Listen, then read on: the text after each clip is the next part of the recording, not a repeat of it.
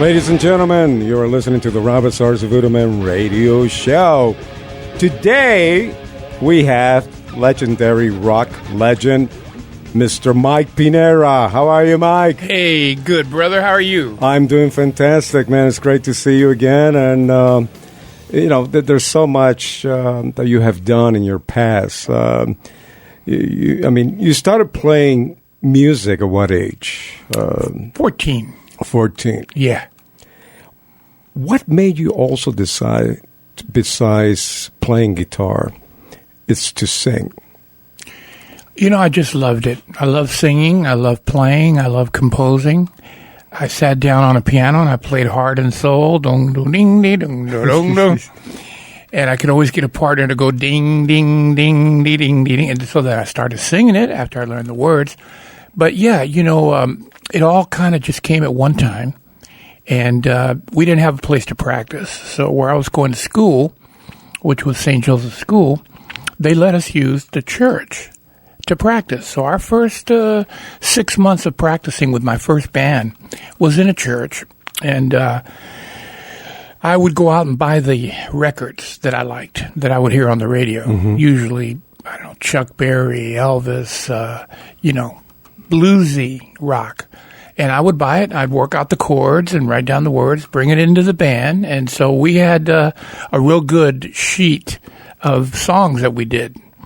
So while other bands in Tampa, Florida were doing Does Your Chewing Gum Lose Its Flavor on the Bedpost Overnight, we were doing stuff like Foxy Lady, Crossroads, that kind of thing. We just like that underground alternative sound. Yeah, the heavier sound. Yeah. Now, when you were talking about getting the records, these are actual 33 vinyl 45s. Yes. For the listeners that don't know vinyl, vinyl's, it's back again, thank goodness. Yeah. So, back in the day, when you had to figure out what was going on with the music, did you have to slow it down with your finger or any kind of a object? No, I didn't. I had everything on my cassette recorder. I would just hold the cassette with the microphone up to the radio. But this is later on, the cassette. Back when you first started playing, there was no cassette, right? Actually, no, not when I very first started playing. But after about a year, the first cassettes came out. In fact,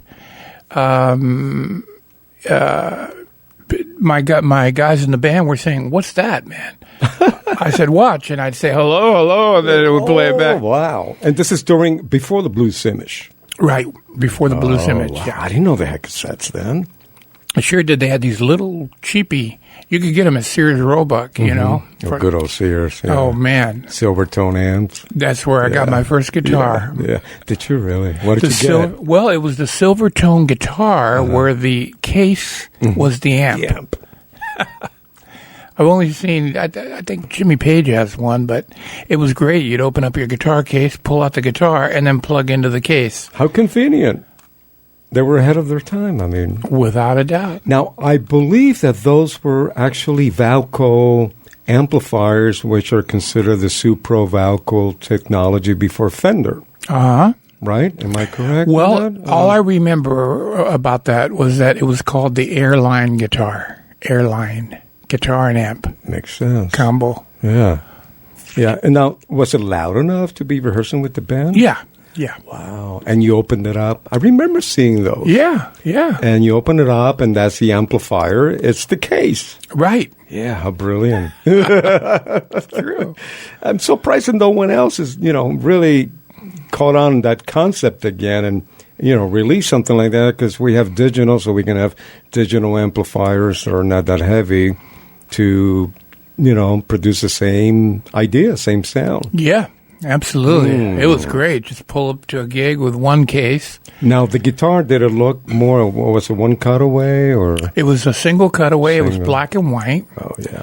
And, the action was such that you had to have super power in your fingers because the strings were about an inch above the fretboard. Now, what kind of strings were you using back there? Probably the Black Diamond, right? God, you got me there. You got me. Now, don't remember. Well, now that you have mentioned that, probably that's where your style. You have a very powerful attack on the instrument with a lot of passion. You play from your heart. And I've been watching you play since, probably 71, 72, when you were playing in the clubs in Miami. You would come around, and you guys would tour, and I would go and actually go and see you play. Not so much the band, but you. And I used to try to study what you were doing. I would do that because you were the real deal right there in front of me playing it, and I always loved what you did. Oh, and I still do. You play with so much passion, feel. And now, I have figured out that it's the compression and the timing from the left hand to the right hand and the picking. The sound comes from your hands, because you can give the same equipment to somebody else, and it sounds different. Right on, brother. Right on. I always thought about that. I never went out of my way to prove it, but I saw it happen many times. We'd be playing somewhere. In fact, the first time I ever saw that happen was we were in a small club in Tampa, Florida, and a guitar player came in who was very well known, and he took my guitar and my amp. In fact, his name was Travis Womack. He had a thing called Memphis, instrumental, and he got that great distorted sustain sound.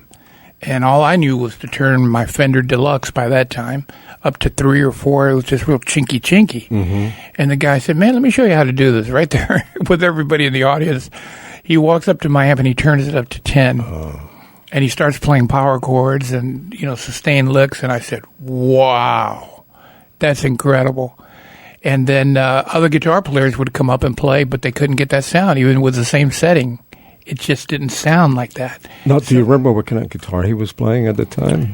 Yeah, he was using mine, which was, at that time, was a Gibson 335. 335? I remember that. I believe it was, I don't remember if it was Cherry or Sunburst. It was Cherry, my first one. It was Cherry. Then a Sunburst later. Because I went out and I bought one. And it was a 1961 Gibson ES 335 with the dots. Wow, yeah. And I loved the sound, but I was playing through a plexiglass super bass Marshall mic, and it was too clean, so I would have to use the wah to get the distortion. And then it would get a lot of feedback. So yes, I went back to the Les Paul. But great sound that you always gotten, And so you were using a Fender back in the day? I couldn't remember what you were using. Yeah. My first little amp was a Fender Deluxe. And then my dad bought me a Gibson 335, which I will never forget. The year was 1966. Nice. And it smelled so good, Robert, when it came from the factory. And I opened that case, brand new. I said, "Oh, smell that wood, that whatever the heck it is." Okay, I'm not the only one that loves the sound of the smell of a new case and guitar coming out. Yeah, man. And I love that guitar. I'll never forget. It cost $315. It's brand new. It's a lot of money then. Yeah. And now what? They're $3,000. Some of the 335s. Yeah. Well, not the vintage one, but a brand new one. Yeah. And they play well. Some of the new ones. I visited the Gibson factory in Nashville. Me too. And they gave me my guitar, my Epiphone. Nice. That's a beautiful guitar. Yeah. And I did the tour, and I see these guys building these guitars by hand. They're still building guitars by hand. Yeah. The old school, the old way. And they're built by musicians. Yeah. So that's why they're really good. That's right. These guys know what this thing is going to do later on when it leaves their hands and it goes in somebody's store and then it gets to somebody's house. That's it. They're going to get played. Have you been to a place in Hermosa Beach on Pier Avenue, 1 block before the ocean, which is Hermosa there? It's called Mike's Guitar Store. I have not. Brother, get ready. They got guitars in there for $30,000, $50,000, down to normal prices. But he's a real expert collector. Nice. His name is Mike. And it was so funny because I walked in there and he says, "Pinera." I said, "I don't know you." He says, "Yeah, you know me, man. When you were in Alice Cooper, I was one of the guys, the technical crew." I said, "Man, I don't remember, but what a store you have. What was so funny, Robert, is he would have these guitars on regular guitar stands on the floor, just, right around the room, with price tags that said like $30,000, $40,000, and these little kids would come running in there, like, oh my God, just running around chasing each other. I'm going, watch out! You almost banged into a $40,000 guitar there. But the guy is so cool. Try it sometime. It's right there, will go there. Right off the pier. I love the old vintage guitars. And what's interesting, as you know, Mike, that we grew up playing amazing instruments. There was no C-class Gibson. Right. It's either, or a Fender, you buy the best. That's what was available. Yeah. And that's how we learned. And other than the Sears guitar, that was available. But, those are worth a lot of money now. But when you got into a Fender or the Gibsons, the guitars were just awesome. Obviously, that's why they're worth so much money now. And nowadays, they're making these lower-end guitars, which is kind of discouraging when I see new people playing, meaning the kids. Yeah. And then the parents like, well, I don't want to spend that much money because if they don't want to play, then, I don't want to, lose so much money. And what I try to explain to them is like, look, this is a difference. He's going to really, or she's going to love the instrument if they can actually play chords. Yeah. And reach the fretboard with their fingers. Yeah. Yeah. Versus, something you cannot, and you're going to get turned off, and then you're really going to lose money. And also, when you buy a really top quality instrument, you're going to get your money back. Without a doubt. Or maybe you make money on it. Well, Valerie, right after we got married, 1973, and as you can see, we're still very happily married. So I can't keep my hands off of her. Oh, she's wonderful, Valerie. She is, yeah. She's awesome. And, she's here today. And she would always surprise me. She'd come in and go, I got a little something for you. And I never forget, the first one was a Gibson Hummingbird acoustic guitar. Nice. Oh, my God, the action, the sound, and everything. Then she got me a Gretsch Chet Atkins later. And then really surprised me with a double neck Gibson. The double. The 12 string and the 6 string. How did you like that guitar? I liked it a lot. Yeah. The only other person who was playing it back then was Jimmy Page that I had seen. And I liked it a lot. I got a lot of different, different sounds and everything with letting one, like putting on the pickup, but strumming it on the other pickup. In other words, put the bass.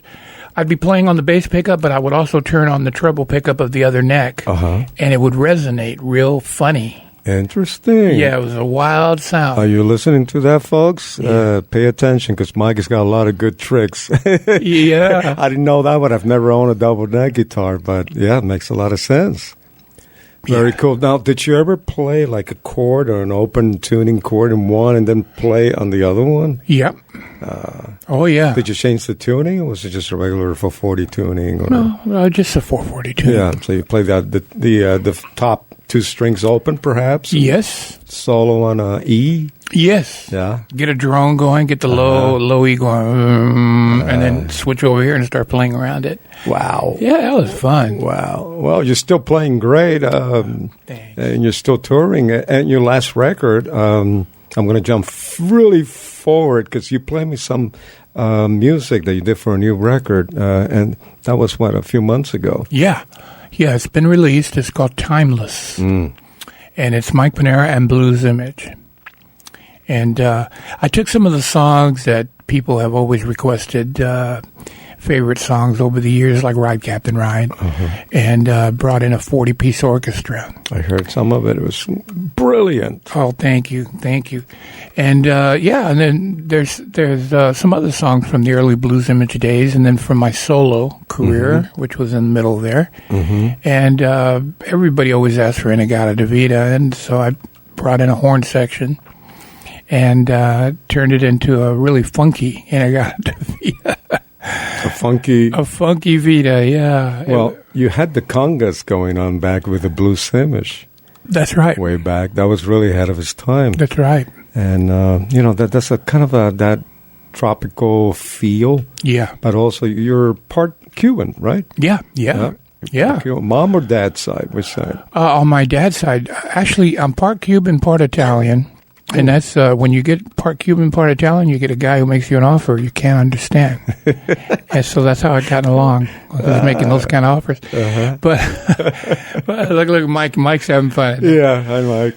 But the funny thing about it is, Robert, is that when I got to the point where Blues Image had really developed into its own, I was writing most of the material, and I really liked Latin music, so it was like power funk rock with Latin overtones. But Joe Lala, rest in peace, he played drums too. So we had two drummers playing, and I got that from James Brown, watching James Brown. And I said, man, play a Chicago shuffle in unison, see what it sounds like. And it, with two drums, it sounded like a freight train coming down the tracks. And they said, yeah, we like this. Let's go with this. And I said, okay, but now when we get to the next song, that's got a Latin feel. Joe, you come out from your drum kit, play Latin percussion. And Manny, you compliment him. So we had that going on. And one night we were playing in Tampa. I think it was 1966. And in comes these four guys. They look like they had just blown in with the wind. And it was Greg Allman, God rest his soul. He just passed away a couple of days ago, a few days ago. And Dwayne, his brother, was there. And Dickie Betts. And they walked in. Yes, just the three of them. They walked in and they watched Blues Image play a whole set. Now, we opened that set with Spencer Davis's song called Don't Want You No More, which is the B-side of Give Me Some Lovin', the big hit. And it was like,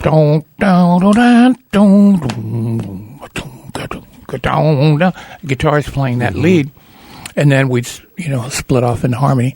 And people in the place, it was called Dino's in Tampa on Dale Mabry, they heard that and they said, that doesn't sound like Hold On, I'm Coming to Me. That's not, what is this stuff that they're playing? Then Blues Project, Wake Me, Shake Me, and all that kind of stuff.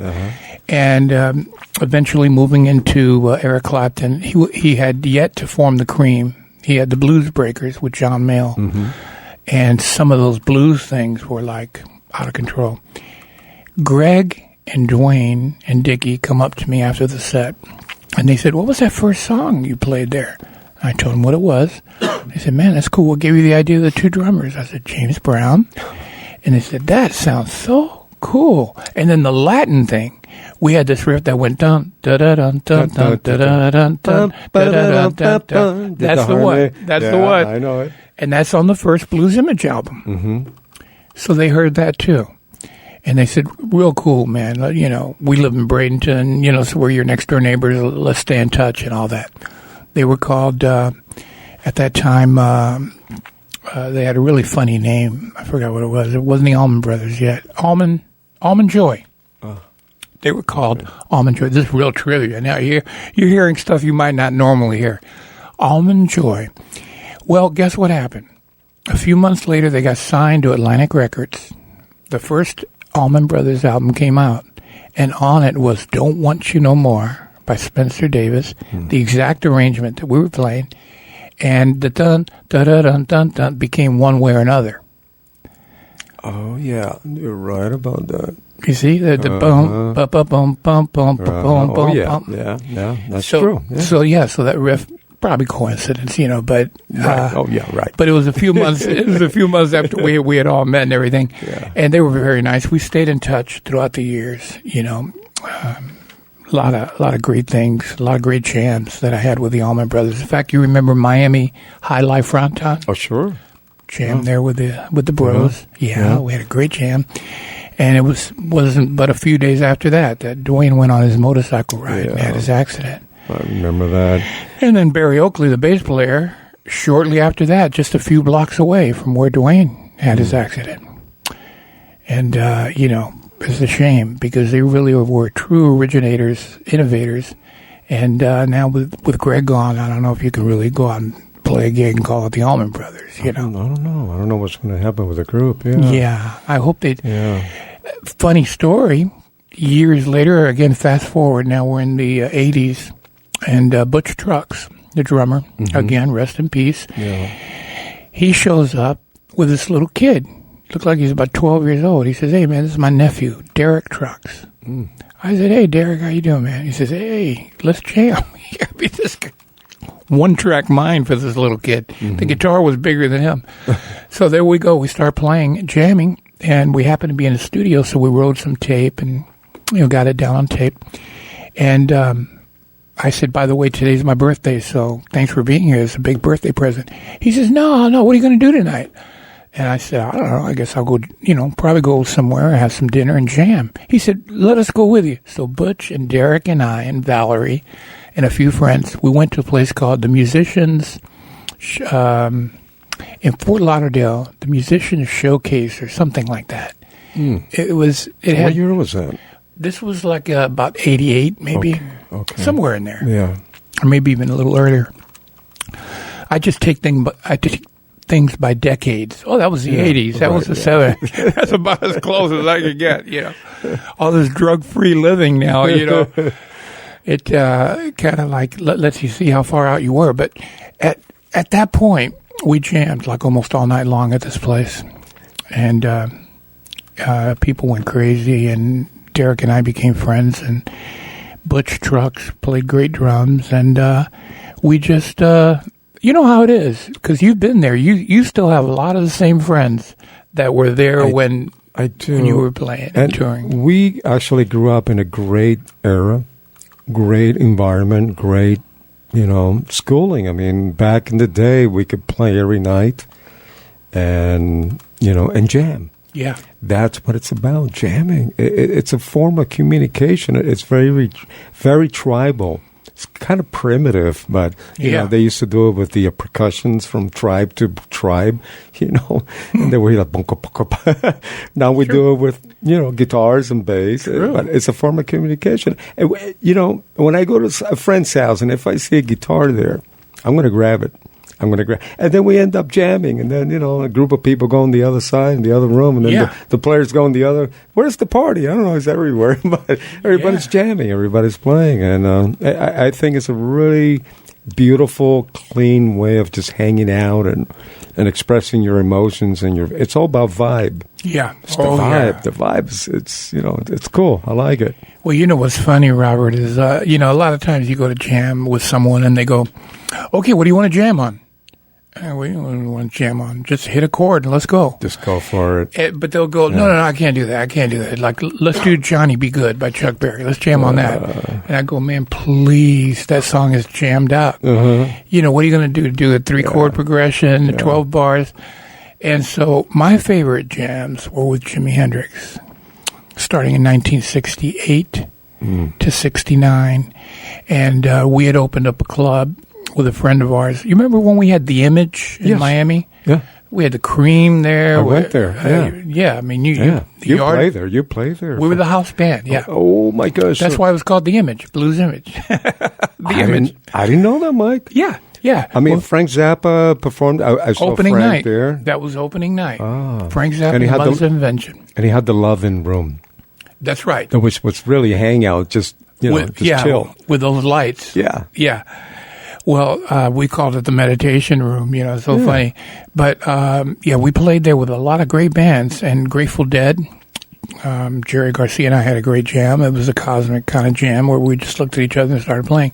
But with Jimmy, when we moved our operations out here to L.A. from Miami, we helped open this club called The Experience. Where at? It was on Sunset Boulevard at around Sierra Bonita. If that's the name, but I'll tell you exactly where it is. It's about a mile east of La Cienega. That's where it was. In fact, now there's a few music stores around that area, like Guitar Center, maybe. It's more west of Guitar Center, like where the amp place is. What's that? Boogie amps and all that stuff. Yeah, in that area. That's where it was. All right. Yeah, and it was a small club. It was about 200 seats, and so we opened it. We were playing there whenever we weren't on the road, And by that time, we were touring with The Doors, we were touring with Hendrix, we were touring with Santana. So whenever they were in town, if we were in town, they'd come over to the club and jam. Oh, great. So the first, the first time Jimi Hendrix showed up, I said, "Oh my God, it's Hendrix! Oh my God!" And I said to the guy, "Should we ask him to come up? You know, I mean, on the mic or off the mic or whatever." And they said, "Yeah, well, let's talk to him on the break." And I said, "Okay." The break never came because he just walked up to me and says, "You mind if I sit in?" I said, "No." I said, "Help yourself." I said, "I don't have any left-handed guitars." So he says, "Oh, that's okay." So I gave him my guitar, my second guitar, and he just looked at me and said, "You ready?" I said, "Yeah." And he started playing this figure. It was kind of like that, that kind of thing. Yeah. He just started a little riff like that. My bass player came in, the drummer came in, and we just sailed off into cosmic land, 20, 30 minutes nonstop of this one thing. And, you know, he came up and gave us all a big hug, really liked it. He says, "Man, whenever I'm in town, I'm going to come see you." He became a regular jammer whenever he was in town, and we were in town. He would come over, and one night he came and he had Keith Moon, rest in peace, was with him, and Jim Morrison was with him, rest in peace. And I said, "All three of you guys going to come up and jam with us?" I said, "Yep." And by that time, Morrison was just really into blues. You know, he just wanted to play blues. Yeah. I think if he could have been the lead singer in Candide, he would have been a happy camper. You know, that's what he loved to do. Well, Mike, we're going to have to take a break until next week. And just wanted to remind you also, remember we did that venue, the Huntington Beach Library Theater, and you played with us with Diana the Deductibles, and we did Right Captain Right. Well, I'm going to be performing there again this coming Saturday, the June 10th. And we're hosting the band Player. Baby, come back. Remember that tune? Yeah. So anyway, just want to invite you all, come down to the Huntington Beach Library Theater. And that is June 10th. Mike, we're going to continue this next week. Great having you, brother. You're listening to the Robert Sarzo VuDu Man radio show. And here we have Mike Pinera. What do you write first, the lyrics or the melody or the music or? All of the above. It's funny. One of my favorites is when I'm just sitting around, maybe just strumming my guitar, and all of a sudden I hear a melody, a chord progression, a feel. It's like it all comes in one wave without the lyrics. And I go, God, oh man, I better turn on my recorder real quick. And all of a sudden I got a song. And then I'll work on the lyrics later. That's my favorite when it comes in all at once. Sometimes I got an idea for a story title and a storyline, you know. And I'll just say, okay, well, that sounds cool. Or, yeah, I wonder what would sound good. Like the other day I was sitting around and I was watching all this really terrible behavior, you know, people beating on each other and stuff for, you know, political reasons or whatever. I was saying, God, what a shame. You know what we need? We need random acts of love. Random acts of kindness is what we need. Because I've heard that phrase before. Someone said random acts of kindness is bumper stickers. You know, meanwhile they get off road rage, beat the guy up next to him on the 410 freeway. But no, seriously speaking, with the technology the way it is now, okay, if you've got somebody that if somebody says something in a room, I'll go, you mind if I write that title down? That really sounds like something. And so random acts of kindness, I took it further to random acts of love. So I attached them together. Then I put this riff to it. I said, now, this can't be a wimpy song. Random acts. No. So I put this riff with I have my Pro Tools there in my house. You got to come over. I got the bass on a real deep Moog synthesizer bass kind of sound, and a drum that sounds like it's like John Bonham, you know, with the room ambience and all that, and it's going dum dum dum dum dum dum dum dum dum dum dum dum dum, kind of like an inverted Peter Gunn or something. So I sped that up, dum dum dum dum dum dum dum dum dum. Then I went random acts of kindness, random acts of love. And man, it just knocked me out. It knocked me out. I had to put it down right away, record it, the whole thing. And those are my favorite ways of writing, when it just, you're sort of like, you're just the vehicle, the channel. It comes through you, you know, and I'm like when I wrote Ride Captain Ride, it was the same thing. You know, we were sitting there with Three Dog Night, waiting in the lobby to record. We were running late in the main studio, their American studios, Richie Podler. And Richie comes out to us and says, do you have anything to record? And I said, well, we're just jamming on something now. He says, no. The record company doesn't want any more blues from you guys. I said, that's funny because we're the blues image. and he says, no, they want something commercial. I said, man, don't even use that word around us. You know, we're like real hippies, you know. Commercial. Oh, get out of here. Go buy a toupee. So the thing about it was that we were sitting there rocking, you know, with some really great blues type of swings and shuffles.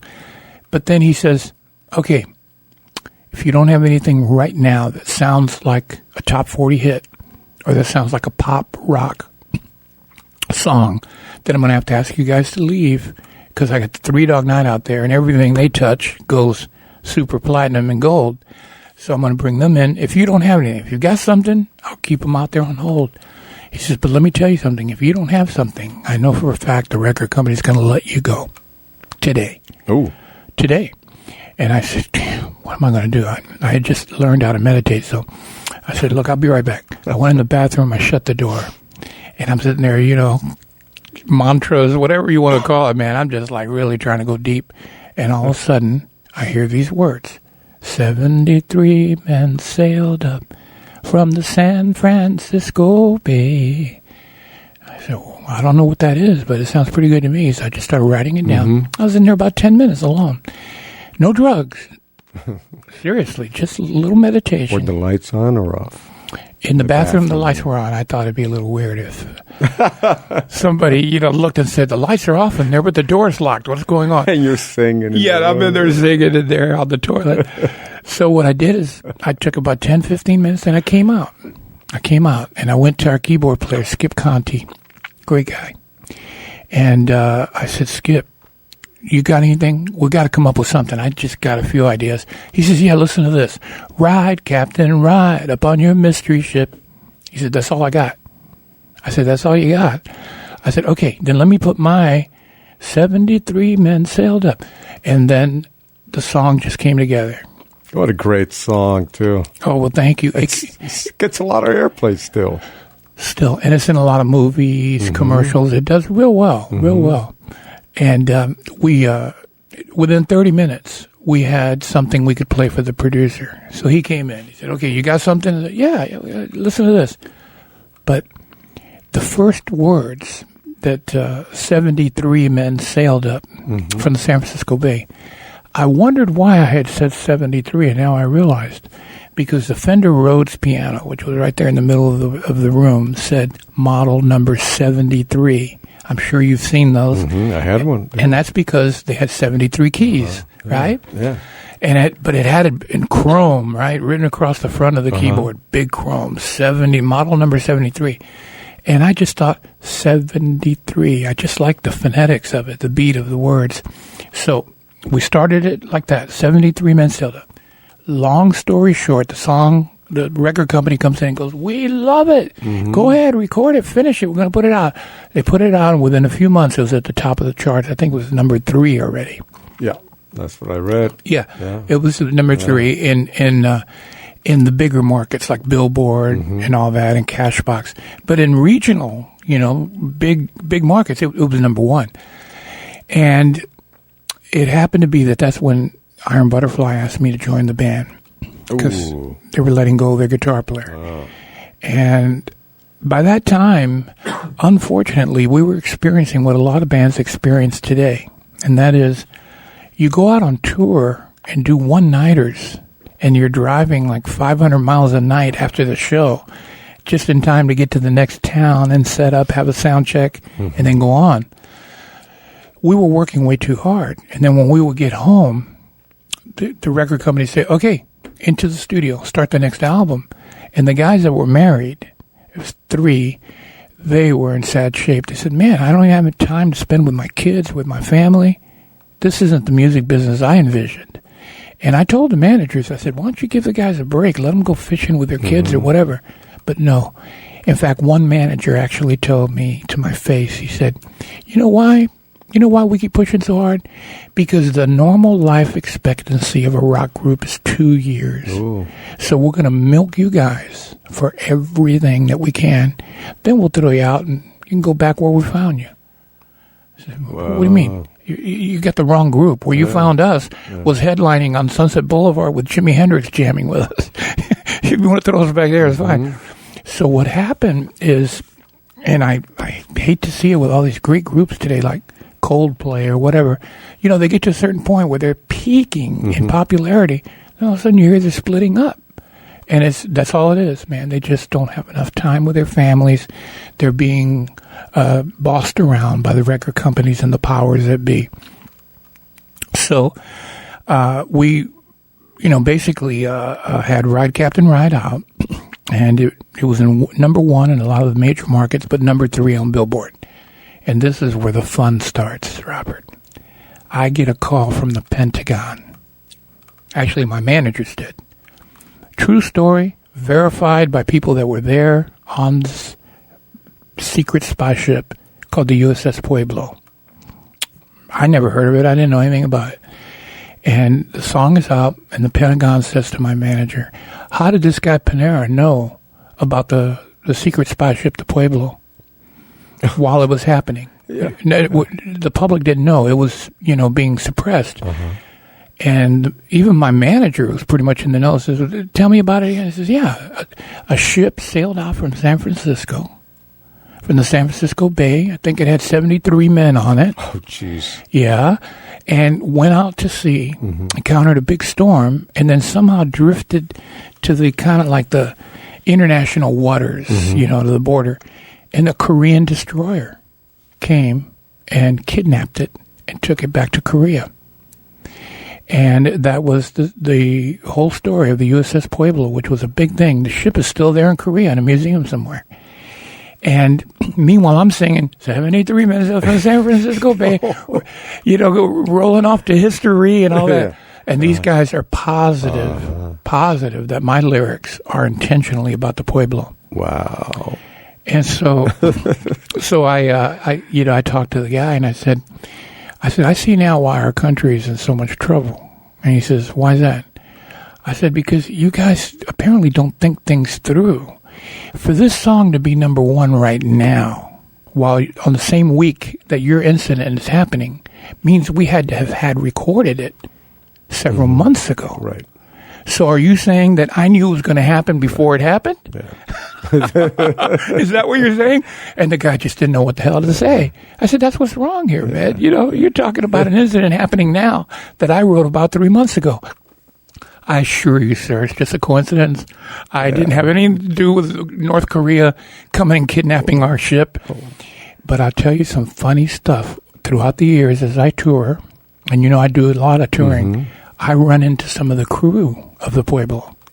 They show up. They actually show up. And one guy comes up and says, hey, man, thanks for writing that song for us. I'm from the Pueblo. And I said, you're welcome, bro. But, truthfully, I wrote it for everybody. Yeah. It's just a coincidence. That I said, no, you can tell that to somebody else. But I know there's no coincidence. That's pretty 73 heavy. Men in San Francisco. This would go on for years. But only recently did I find out something that sent chills up my spine. This guy comes up to me and says, I'm probably one of the only people that know why you said in that verse in Ride Captain Ride, you said, and as the storm was blowing out on the deep blue sea, 73 men sailing off to history. And the other part of that verse says, but no one heard them calling. No one came at all because they were too busy watching the raindrops fall. Now, Robert, when I wrote that, it was 1,000% metaphor. Right. Like raindrops keep falling on my... It's not real raindrops, right? It's challenges, life. And so that's what I meant, too. So I was picturing, as I was writing the song, I was picturing this ship, kind of like an old Spanish galleon or something like that, going from coast to coast. San Pedro, Long Beach, Redondo, all the places, and saying, hey, anybody out there want to come with us? We're going to go start something new, man. We're going to be a hippie commune or something, some island that we found. That part was, just a little vague, but it was, anybody want to come? And some people would come, but others wouldn't come because they couldn't hear them calling. They were too busy in their own, pity party, so to speak. That's what I really meant to say. So this guy tells me, he says, I'm probably one of the only people that know why you said no one heard them calling and no one came at all. I said, no kidding. Tell me then. Yeah. Because I never knew why I wrote that into the verse. And he says, it's very simple. I was the ship's radio operator. Me alone. I was in charge of all communications from the USS Pueblo. I was the radio guy. And this gigantic storm started. And the storm diluted the radio message. He couldn't get it out. It kept breaking up with static. Something about if it's raining too hard, I guess if it's thundering or whatever out at sea, it affects your communications. So he said, I'm going, Mayday, Mayday, Korean destroyer coming after us, coming right to us, 50 yards, 25 yards. They look like they're going to board. And he said, no one heard them calling. No one came at all because they were too busy watching the raindrops fall from the storm. Wow. And I said, thanks for telling me, man. I never knew that. So such is life, in the music business. Yeah. But you didn't tell him you were in the bathroom, right? No, I didn't get into that whole thing with him. Maybe that was a connection. Yeah. Through the bathroom, the energy was coming through somewhere in there. Yeah. Because everything has vibrations, so you must have tapped in. Well, the solitude, I think, what I had learned from meditation was that when, you close your eyes and you shut off the outward flow and reverse it and turn it inward, sometimes things come to you that, are pretty deep, pretty heavy. So I think it was a combination of, I had just learned how to meditate and I knew a few mantras and I was alone in there with my pencil and paper. And when I came out, man, it fit right into Skip Conte's chorus in my verses. And, man, when the producer heard it, he said, now that's what I'm talking about. The record company's going to love that. They did. It was a hit. And to this day, I still run into people from the Pueblo that say, and the Pentagon loved it too, right? You can imagine that guy. Yeah, they're like, whoa, wait a minute. I said, see, this is what's wrong with our country here. Yeah. You're asking me why my lyrics are like the Pueblo, and I wrote the lyrics 3 months earlier. And it's Italian and Cuban. Wait a minute. That's right, man. Don't you understand? This is an offer you can't understand here. So and, there have been such stories along those lines all through the years, because, Robert, it's been 50 years now. Gosh. 50 years that I've been playing professionally. And, I could tell you story. One day we'll have to sit down and really have a road stories conversation. And I'll tell you stuff that, a lot that I've never even told anybody. I feel comfortable with you because you and I are like hermanos. We're brothers, man. Yeah. We go back to Miami. We go back. And that's real important. That's what a great thing you have here with this station is that a lot of the people that, I know you're interviewing, know you and they feel comfortable talking to you. The idea when I was asked by Mike Stark to have a radio show, and I thought about it for a while, actually almost a year, right, Mike? Something like that. It's about being on the road, being on tour, and talking to your bandmates and the other bands that you're playing with. It's just really just chatting, just talking, just human to human and player to player and just, really opening up. Yeah. And I feel very comfortable with you. And I knew that, this would be a really intense, conversation to have with you. Especially, you told me a story also of you and Jimmy Page way back that I like to actually share, if you don't mind, with the listeners. Oh, no. But I remember reading somewhere that Jimmy Page had, I think he was playing at the Image with the Yardbirds, and you were playing there with the Blues Image, and he had seen you play it, and he just really loved your playing. He said that you were the next hottest thing, and he was definitely right about that, and that to me is is a very accurate, intense compliment, coming from Jimmy Page with the other side of the world. English studio guitar player, and he was already making, shaking some grounds, with the New Yardbirds and the Yardbirds, and later on, as we all know, Led Zeppelin. Yeah. So you and Jimmy Page go way back. Go way back, 1966. And when they told me there's a group coming that you guys are going to be playing with called the Yardbirds, because we opened for everybody. It was our place. So for a year, just about, we were there every weekend. And it was the only place around that could fit 1,000 people because it was a bowling alley. What a great gig. Oh, what a great gig. Wow. And we were already starting to get into moral issues amongst the band, like, hey, man, we're the biggest draw in Miami, and these clubs are using us to have these kids come with fake IDs and stuff because they want to see the Blues Image. And I feel terrible drawing people into this kind of environment. Why don't we go open our own place? No alcohol, no booze, no go-go dancers or whatever, pole dancing or whatever. Just pure good music. And we all thought about it and said, how are we going to do that? I said, we'll just see. And out of nowhere, some guy comes up to me and says, there's a bowling alley for rent on Collins Avenue right on the beach. And it's... if I get in there with my boys, we'll do it for nothing. We'll completely flatten everything out, make it all concrete floor, and you'll be able to fit about 1,000 people in there. Should be a pretty good sound, and we'll do it for nothing for you.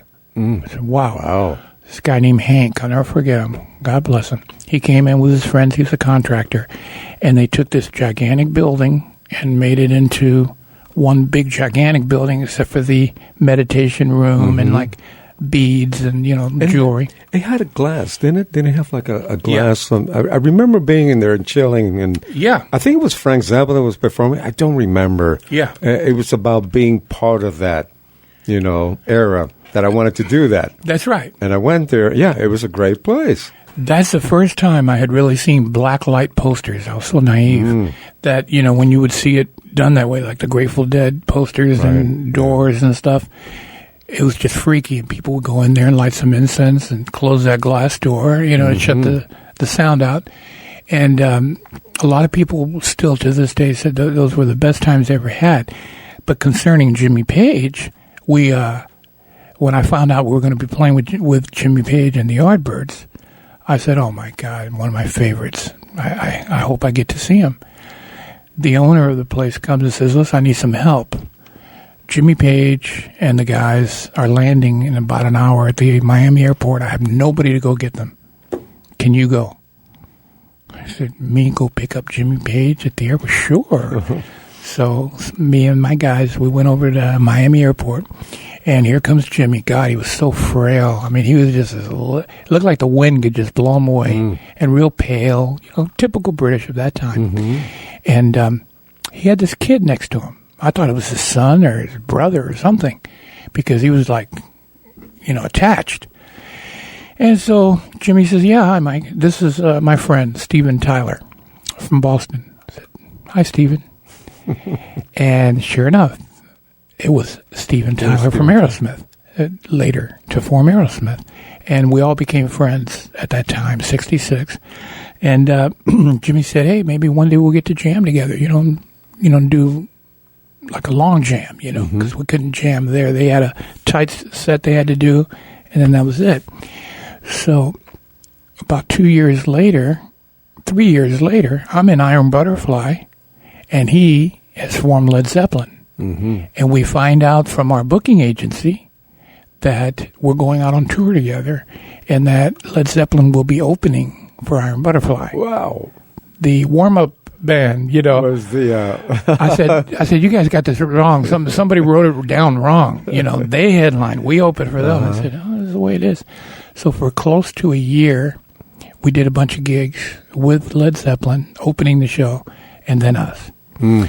And Vanilla Fudge, same thing. If you look at some of the, I remember Google that. They opened up for Vanilla Fudge. That's right. Yeah. And then all of a sudden, whoosh, they deserved it. They're so good. Mm-hmm. Well, the whole thing about that is, like I say, to this day, if I talk to Jimmy or I see him or I see Robert Plant or whoever, I say, let's get together and jam, man. What are you doing? And, I'm headed back to England right now, but next time I'm around. Mm-hmm. Now there's no more excuses because all they got to do is set up in front of their fireplace or in the backyard with their kids, and we'll have a camera guy that we'll hire from London that has the streaming equipment. Just do it on your phone. You can do it now on Facebook. You can stream live. You can. Well, they will get a lot of hearts. You can imagine that? You can. Yeah. Now, the thing is that I've tried different, because there are some programs out there, some software and different programs that will accomplish a great jam with video and with audio. Audio is important, yeah. Yeah, the audio is real important to get it right from the board, And so one such company, in fact, the only one that I knew of at that time was out of Boca Raton. And they were called eJam. I think they're probably still going. And what it is, you would download the software, and all of a sudden your computer screen, turned into a virtual board, a TV production board, and an audio board. So all you had to do was just a little minor configuration, just minor, and there you were.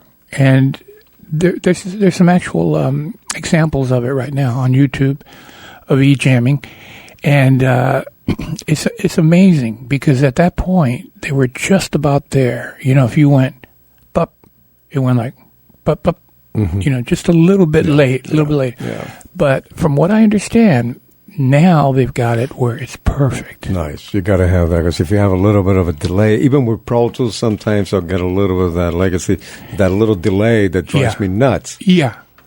And then I got to drop it down to, what is it, like 5 or 256 or something like that for tracking. Yes. We're talking about recording on Pro Tools. Yeah.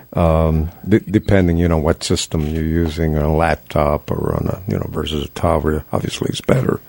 But what was so cool, Robert, is that you could have 4 or 5 people, maybe even more, in 4 or 5 different parts of the world, all phoning in at the same time. And all being able to jam at the same time. So now we're going to rock out. Now I'll call Jimmy and who else and say, hey, man, listen, what's your schedule? When are you going to be home? Because we're going to do a jam. You can do it right from your bedroom if you want. Right. Or from your backyard, But it's so cool when you have it all in one room. It's almost like a seance. Oh, yeah. Because you really feel the energy. Even though they say that energy travels anywhere in the world. Yes. Stronger than, Bluetooth. Yeah. Just really connecting with the universe. Yeah. And just letting the vibrations just really take off. Yeah. But when you're in one room, it's so obvious and it's so easy. Like we are right now, face to face. I'm looking at you. Oh, yeah. You're looking at me. You can feel the vibe. You can feel the love. I feel the love, man. The love. But where's the cookies and the pickles? I'm getting hungry here. No, just I feel the hunger. No, actually, you're right. You're right. There's nothing like being in the physical presence. And that's why a lot of people, when they go to do these gigantic deals, they go, come on down, or I'll go there. You could easily do it over the phone. There's something about face-to-face. Yeah, you're right. Yeah. It's a spiritual thing. And I'm just thinking that when we're ready, the people that own St. Rock nightclub over in Hermosa Beach. Great place. I've played there before. Okay. Yeah, with Queensryche a couple of times. Exactly. Yeah. Exactly. And can we go there? Can we go there? Oh, yeah. Let me tell you the good thing about that. I went over there and I jammed with Pat Travers' band. Pat's a great guitar player, blues. Oh, yeah. It's on YouTube right now. Pat Travers and Mike Pinera. We did 2 songs. And they have their in-house cameras. They got like 4 or 5 cameras shoot. The lighting is perfect. Yeah.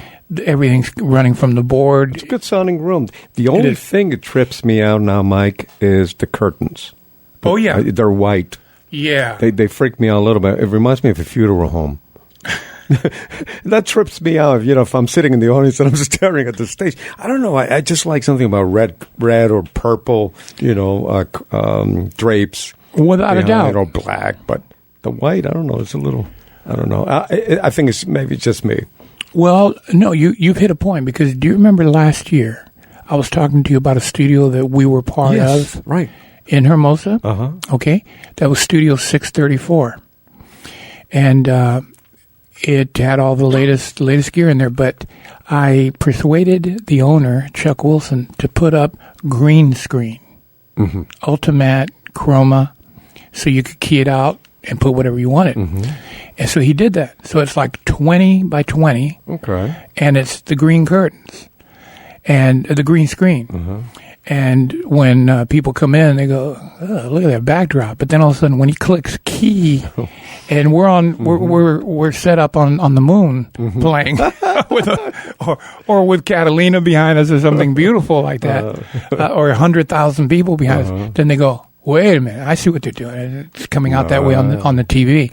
So that studio still exists. I haven't been doing much there because honestly, I'm on the road a lot.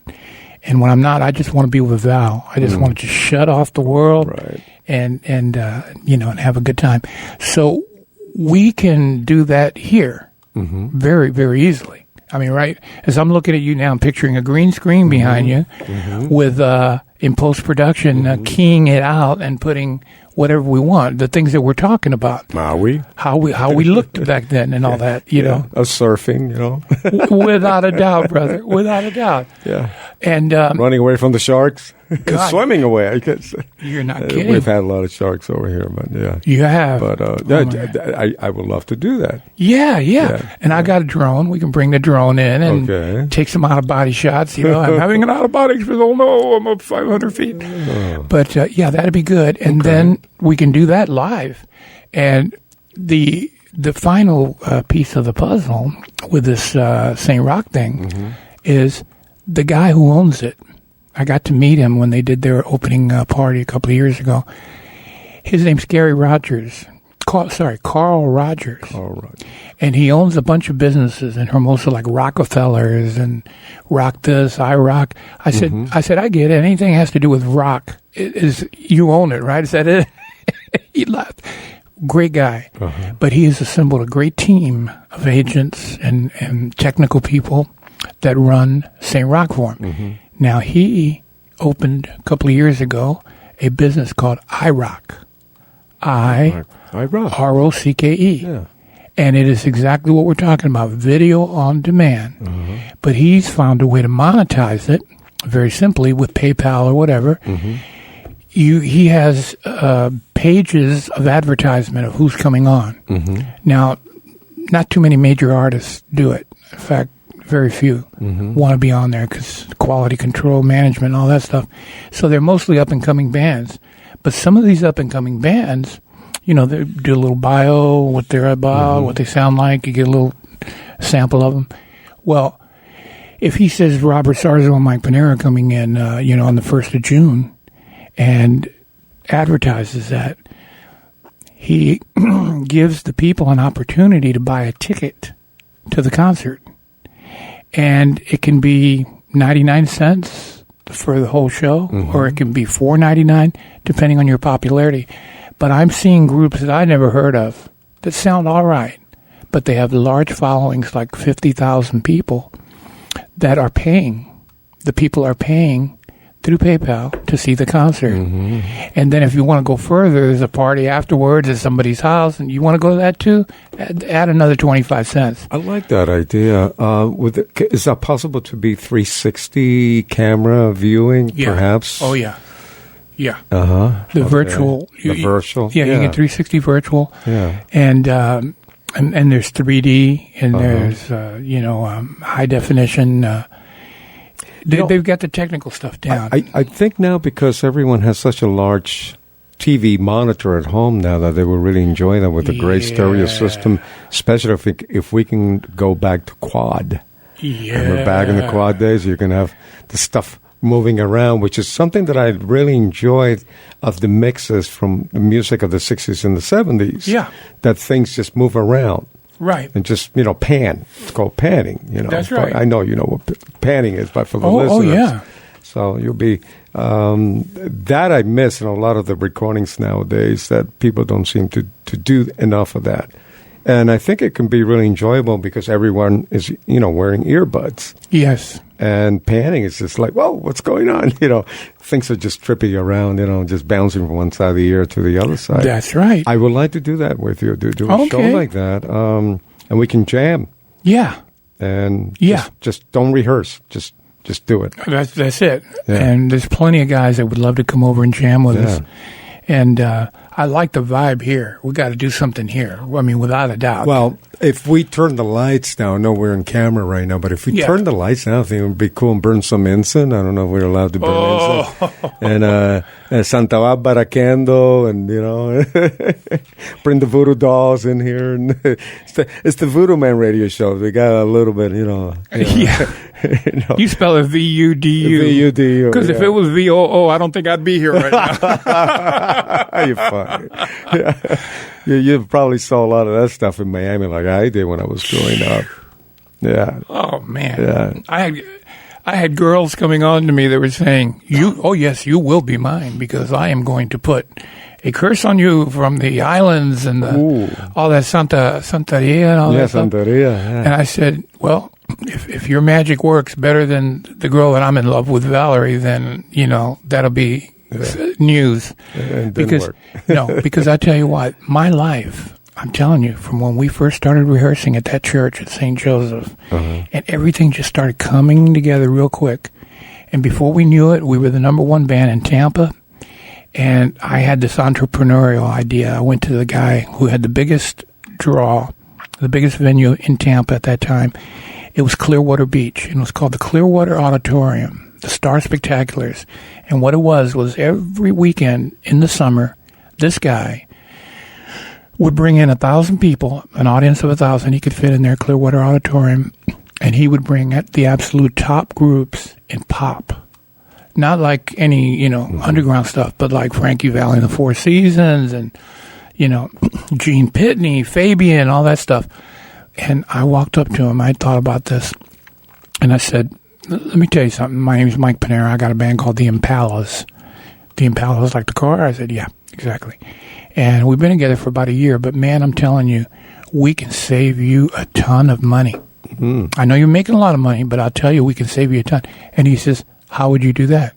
I said, well, I did some research because I'm a member of the American Federation of Musicians, Musicians Union. Right. And I look in there to see the names of the players that are coming to back up the people you got coming.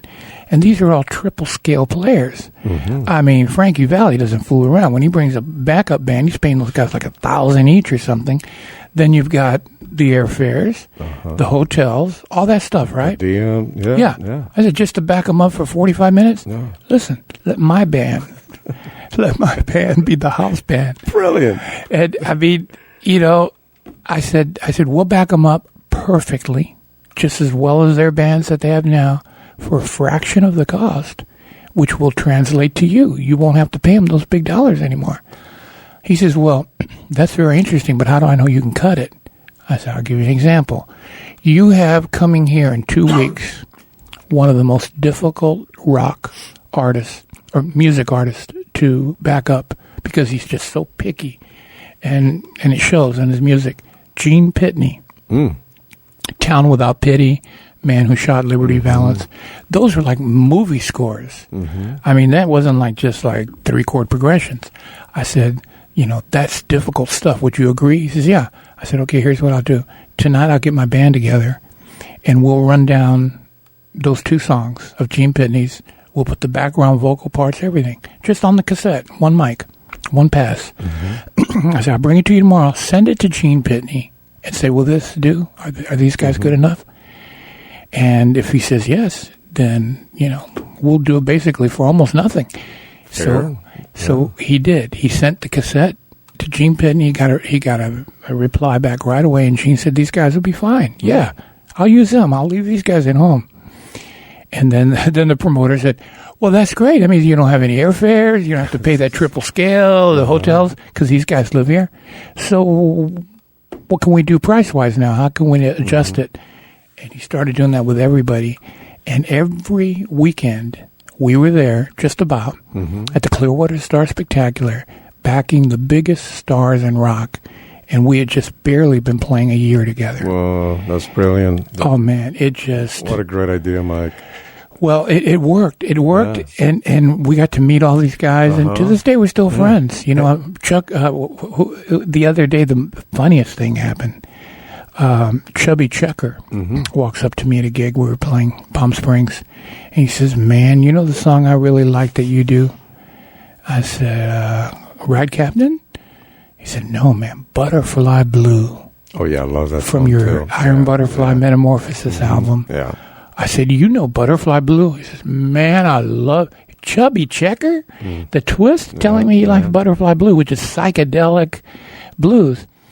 Well, I started, realizing that we're in a great business. We're in a great industry in that when you make relationships here, you make friends, it lasts for years and years, Yeah. I see all these guys, unfortunately passing away and everything, and it's a shame because you finally get your life together and you're not doing the things you used to do that hurt you. And now's when you die, So I think you got to allow a little time, If you're out there doing something that is not good for your body, stop now. Stop now, because when you stop, you think the good times are coming? No. There's going to be about a year there of all that toxic poison coming out of your system. And only on the Robert Sarzo show do you get medicinal information along with rock and roll and Jimi Hendrix. But really, it's true. And if the guys and ladies, if you haven't started, don't even bother starting. It's just unnecessary. Treat your body well. Yeah, there's a lot of natural ways to get high. Yeah. And feel good. And, supplements, meditation. Music is one of them, meditating. Without a doubt. Love your loved one. Yeah. Over and over and over. Well, 1988 is my sobriety date. I don't say that to plug any kind of program or anything like that. I'm just saying 1988, I found a way to stop drinking and doing the things that were hurting me. And that's excellent, Mike. For the first year or so, it was a bit tough, because you wanted to party with your friends, and they come in and say, "Yeah, come on, have a drink. Don't be such a." Well, I'm glad I held on because Valerie and I are happier than we've ever been in our lives now, and we live on the beach, and we have each other, and you know what? That's the real happiness that this business brings, is the serenity of knowing you can spend your life with the person you love and be happy. And I wouldn't trade that happiness for the world. If somebody came and said, "If you want to keep Val, you can't do any more gigs," say, "Here, take the guitar." That's the balance of life, is having your best friend. Yeah. You guys are best friend. I can see it. And it's so much love. And, it's just that's what makes this world really tick. Yeah. It's finding the person that you really dig being with. Yeah. And sharing everything. Yeah. Everything. Let me ask you something. That album cover of Iron Butterfly, Metamorphosis, when you open it, you're at the beach. If it's at Venice Beach, the album cover when you open it. When you open it, yeah, because I helped design that, every one of those scenes is the visual of the song. So, for instance, Coming of a New Day is one of the songs on there, and you see a picture of our keyboard player, Doug Engel, sitting in front of a sunrise, gigantic sunrise, and that says New Day. When it comes to my song, to one of my songs, Butterfly Blue, the verses are heavy enough that the record company said, "Don't just put one picture in there for you. Put yourself in there for all 5 verses and show what each verse means." So the first one is this guy's lost somewhere, and he says, "I found me a little butterfly as blue as the sky, da-da-da." With just a touch of gold, I knew I had to hold. Well, before he knows it, he's lost in this jungle. In fact, it's left over from Minnetonka. The jungle is left with the elephants now going, "Rah, rah." He's lost in there. And he sees this butterfly, beautiful butterfly with blue and gold. And every time he goes to reach it, she jumps to another flower, to another flower. What he doesn't know is she's leading him out. That's how she's leading him out of of the wilderness there. So each verse, I've got that kind of karate yoga robe on. And if you look at it in this mindset, that every one of the verses is one of those pictures. And at the very end, my last verse, after all the 6/8 jamming and the cosmic sounds, and great stuff with the echo planks. That you had yeah.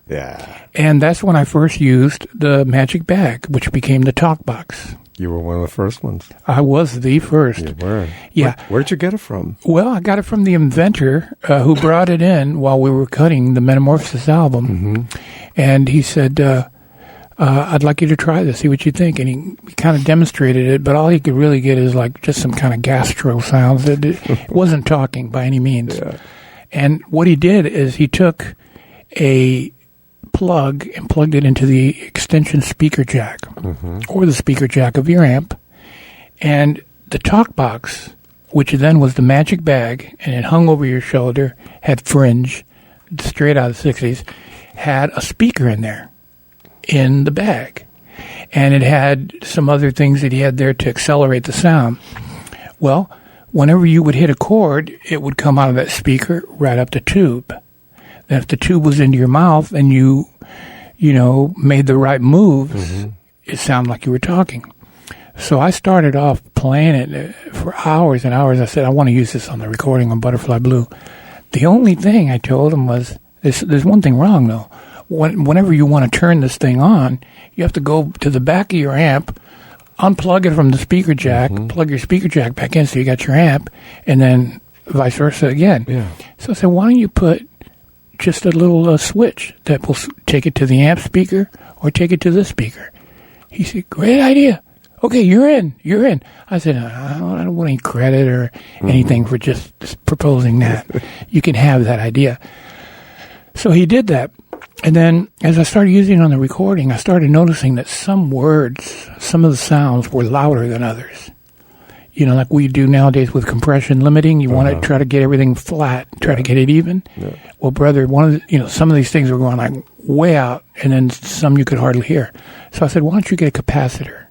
I said, I'm not sure what you would call a transistor capacitor, but there's something that you can get that will make all the notes even, and they'll come out real clear. So he said, I'll try that. He came back, and he had installed that. And I went, help me. No, I can't help you, baby. Help me. I was having so much fun, man. You know, it's like a science fiction show. And then I went, don't bring me down. I went like that with low E string, and I detuned it. Yeah. And people said, I've never heard anything like that ever. Well, it went on record on the Metamorphosis album, 1970, and Butterfly Blue.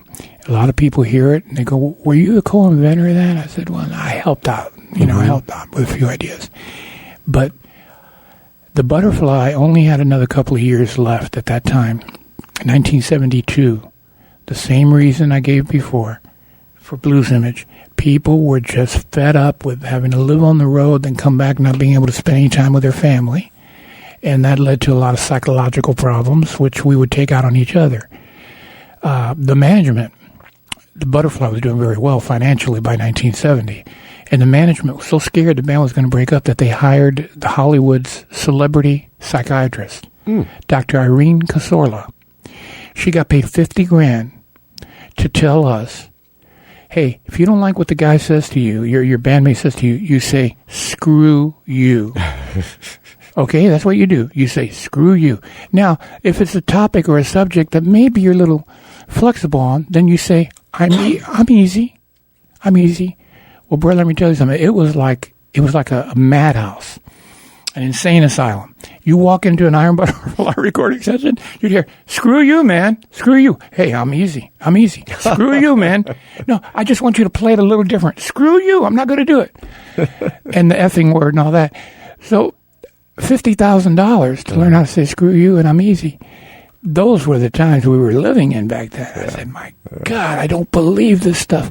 So I watched the band start to deteriorate. It was a shame because great band, great guys, great band, but they wanted time with their families. So I got this great idea, right? I thought I went and bought a motorhome, brand new motorhome, It was 26 foot.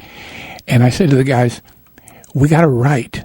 The pressure is not only coming from the fact that, we don't have enough time at home. It's that then when we go in the studio, we don't have anything written. So here's what I'll do.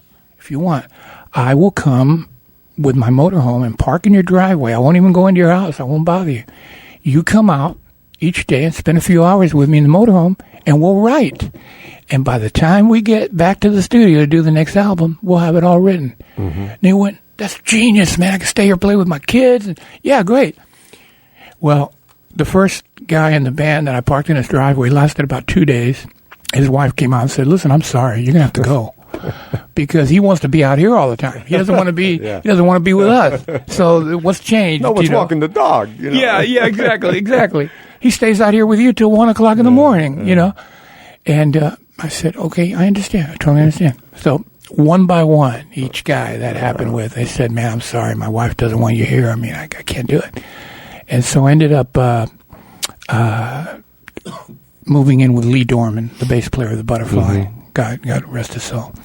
And he was so nice. He had a beautiful house in Laurel Canyon. He said, hey, park it here, but live inside the house with me.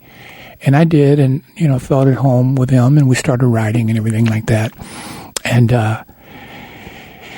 when I saw that the band was starting to dissolve because we didn't have the same common goals anymore. Mm-hmm. I mean, they had made it. They were all multimillionaires. I was new to the gang. I just got there. I had enough for a motorhome and maybe some gas, but but these guys, they had a lot of money, and they weren't able to enjoy it. So when I saw that it was coming to an end, I said, okay, I better think of what I'm going to do next. I run into Mitch Mitchell, drummer from Jimi Hendrix. Mm-hmm. Rest in peace. Boy, we hit it off, playing-wise, friendship-wise, and he said, let's do a band, man. Let's do a band. Because, I know you've left Iron Butterfly. A hiatus, we called it. We didn't say that we broke up. We just doing a hiatus. He said, let's you and me start a band. He says, I got this girl that I met. Her name is April Lawton. April Lawton. Okay. Rest in peace again. April, okay. April. I got to ask you about April. Yeah. Because there was a rumor that April was a boy. I heard that rumor. Did you ever have to room with April? Did you ever? Did I have to room with her? Well, or no. just... No, I never roomed with her. Well, sometimes, you check into a hotel, there's not enough rooms, or everybody's got to crash. So April was a real girl.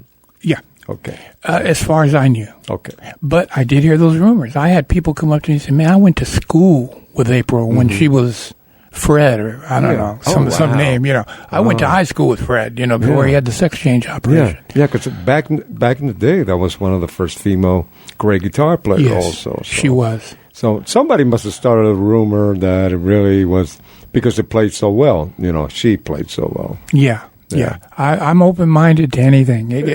Whatever. It doesn't matter. But I'm just... Yeah, I mean, maybe she was transgender, but maybe. I know she was going to a lot of hospital stays, like a week here, a week there, and that was hurting the band. We couldn't play all the time. And I thought maybe that has something to do with her operation, because if she was what they said she was, it wasn't like a transvestite change of clothing kind of thing. No. It was an operation. It was transgender. The real. Yeah, it would have been the real thing. It's all by feelings. I mean, if she felt like a woman, she really was a woman. And none of it matters. Speaking of feeling, the closest I ever came to asking her, because I could say, hey, tell me, you can share with me. I went up to her one time and I looked at her breasts, She had a T-shirt on. I said, do you mind if I just cop a feel real quick? I mean, you look like you have some really good solid breasts there. I just want to, can I squeeze it? That's what I was thinking. Those thoughts were in my mind. And I got as far as saying, April, let me ask you, you want to go jam? And then we went jam. But she was a terrific human being. She passed away, and she could play anything. She could play rock jazz like John McLaughlin. Wow. Or play Muddy Waters. Incredible. Yeah. So the record company calls me up and says, God rest his soul too, Ahmet Ertegun. We got tight. He was the president of Atlantic. And he said, is there any way you can keep the Iron Butterfly going? I like what you're doing with Ramatam, but that's what we're calling it, Ramatam. Yeah. And I said, no, man, the Butterfly to leave it alone for a while. Let it just rest, and it'll put itself back together. But right now, it's Ramatam. So he said, okay, well, whatever you need to do this right, whatever you need. I said, okay, well, why don't you write us out a check so we can rent a house, and we'll get the band in the house so we can rehearse every day. So he wrote out a very generous check, and we got this 10-room mansion atop of Huntington Bay, Long Island. And it was so high up, Harbor Hill Road, you could see the sailboats coming in and out. We were right there, just like if we were here, but all this would be mountains and trees and all that. Beautiful view. Yeah. So Mitch and I moved in there, and I loved it. I said, man, this is great. It had a ballroom, an actual ballroom that the owner had built with a stage, perfect acoustics, and Mitch and I would sit up in there and just jam. What a sound. And write. Yeah. It was incredible sound. Did you end up recording in there once in a while? Oh, yeah. We would record a little bit. And that's how we wrote the first Ramatam album on Atlantic Records. I wrote most of the stuff, and it was all done in there with Mitch in the ballroom. That was back in 70s, wasn't it? Yeah. Yeah.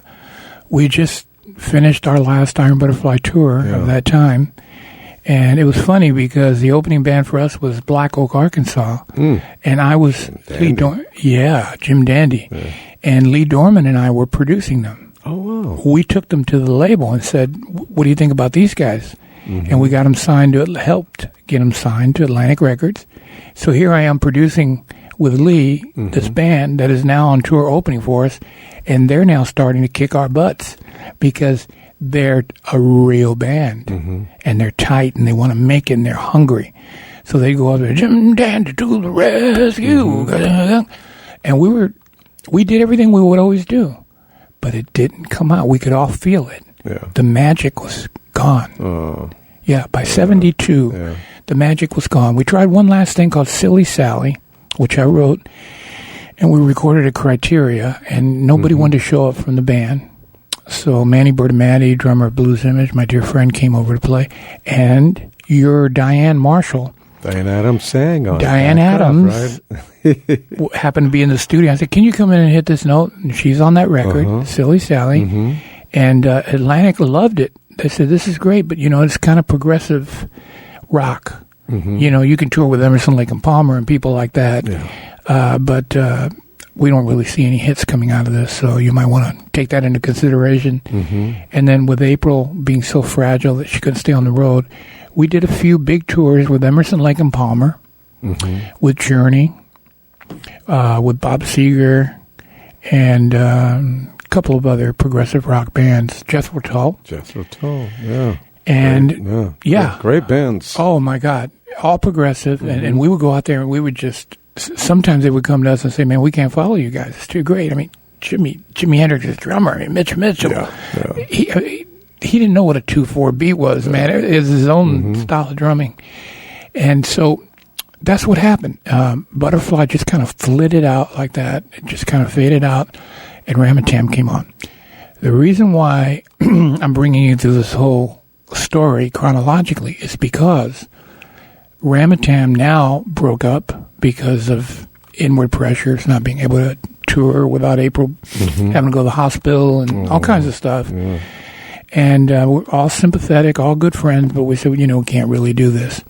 So where we're rehearsing in Long Island was where Cactus with Carmine Appice and Timmy Bogert and Jim McCarty were practicing. And so Carmine comes up to me and says, I think we're going to break up. Cactus, you want to take it over? And, maybe you and I will be in the band, or maybe you and I and Tim, I don't know, but are you interested? I said, yeah, we just broke up, Ramatam, so I don't really have anything else to do. So he says, okay, that's it then. You're going to be in Cactus, and it'll be your band. You lead it, and I'll be in there with you, and see who else can be there. Well, we started rehearsing, Carmine and I, on Austin Park Boulevard in Long Island. In comes Jeff Beck. He walks in. He says, Mike, I haven't seen you since Miami. And, just great vibes. I pull out the talk box, The voice. Mm-hmm. It was not the talk box yet. It was still called the magic bag. Magic. Yeah. And I had heard from the inventor, Jory Green, that Custom Electronics was making an offer to buy them out, but they were going to put it on the floor as a stomp box. Mm-hmm. And the tube would come out of the floor. And they would use my ideas about the compression limiting and all that stuff, and the switch, but that's what was going to happen. So I said, look at this, Jeff. Let me show you something. And I start talking with it, How you doing, Jeff? Hey, you're sure a good guitar player. I mean, just laughing. We're all laughing. And he says to me, Mike, could I borrow that for a couple of weeks? Just for a couple of weeks. That was so interesting. I said, sure, Jeff, but listen, couple of weeks, because we're going to go on and do some dates as Cactus, and I got to have it. And no problem. I'll give it back to you. About 4 years later. I knew you were going to say that. I still don't have it back. Oh, man. I still don't have it back. Carmine and I laugh about it all the time and joke about it. And Carmine says, man, if you ever need anybody to witness for you and say, hey, Mike had it first, Jeff borrowed it from him and never gave it back. I'm your guy. So ask Carmine a piece. And so Jeff used it. And then Peter Frampton said, oh, what's that? And it just started, the dominoes started falling. Yeah. And Peter Frampton, do you feel like I do? But when you hear my guitar on Metamorphosis, on Butterfly Blue, doing spacey stuff like Don't Bring Me Down and all that, it's two whole different stories. Brilliant work. And also, because of your voice, you have such a soulful, strong voice that when you use the talk box or the magic bag, it also you tend to take it to another direction. Yeah, because I'm very familiar with that song and I love that song. And you did a new remake of that song, didn't you? I did on one of the last record, the new album, Timeless. Yeah, it's great. Timeless, thank you, and it's really good. Who produced it? I produced it, along with Mike Franklin out of Orlando, Florida, and Jonathan Cain from Journey came by and played some keyboard. And where did you record it at? At Mike's house, Mike Franklin's house, and also at the studio I told you about, 634 in Hermosa. Did some there, and also at the production studio, Rock Zion, like 3 places mainly, and some of it in my living room.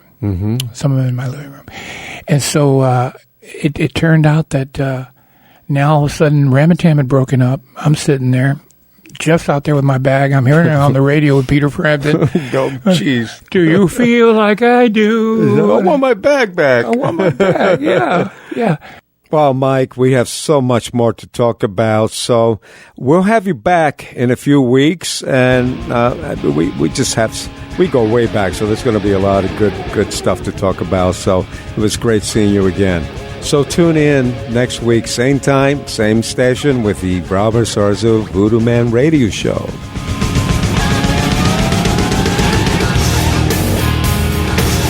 Here we are at the Robert Sarzo VuDu Man Radio Show, and we're back with Mr. Mike Pinera.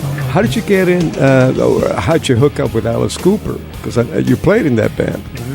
You're chronologically right in sync.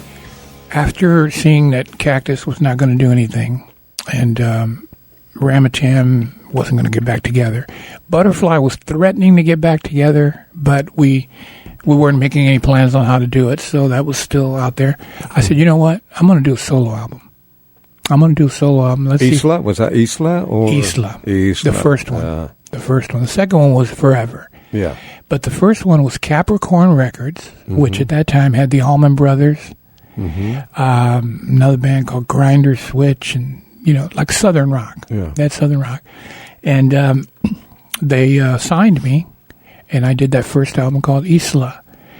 And people say, what does Isla mean? Isla is like where I used to live, Isla Mirada, next to South Beach. There's a place called Isla Mirada. It means island in Spanish.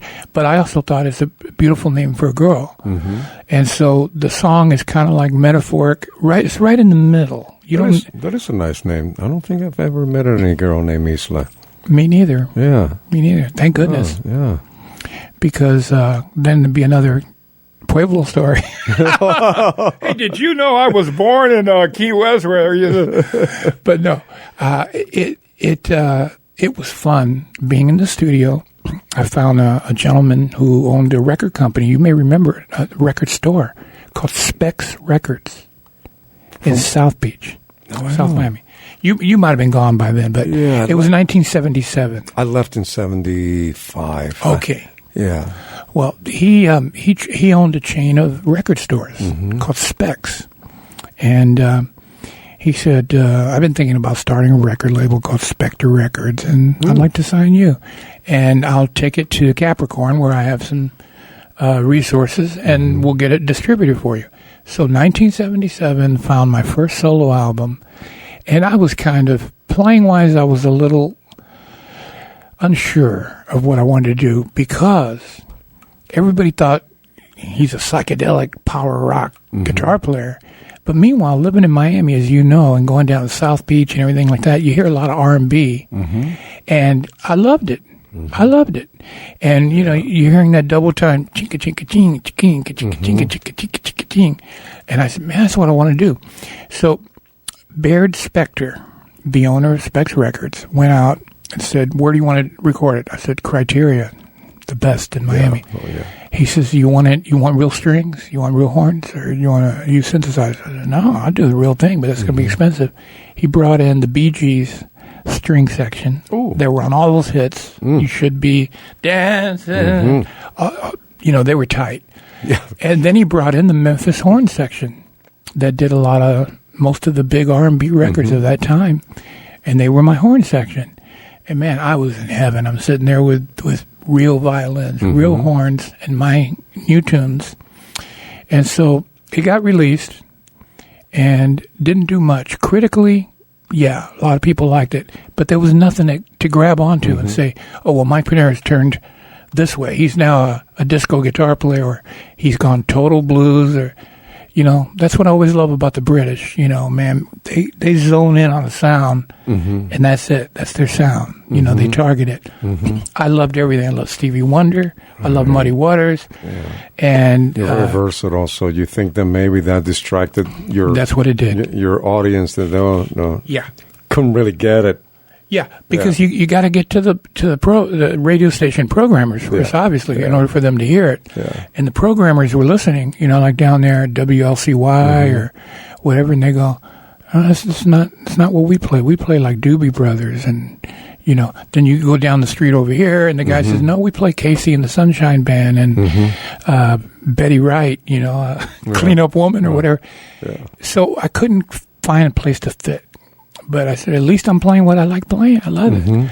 And if you listen to that first album, Isla, you will hear it go from R&B to power rock to strange stuff. Then I started touring as Mike Pinera. And I went on a tour with Ted Nugent. And it was the funniest thing, because Ted and I had been friends from '66 when he played The Image with me.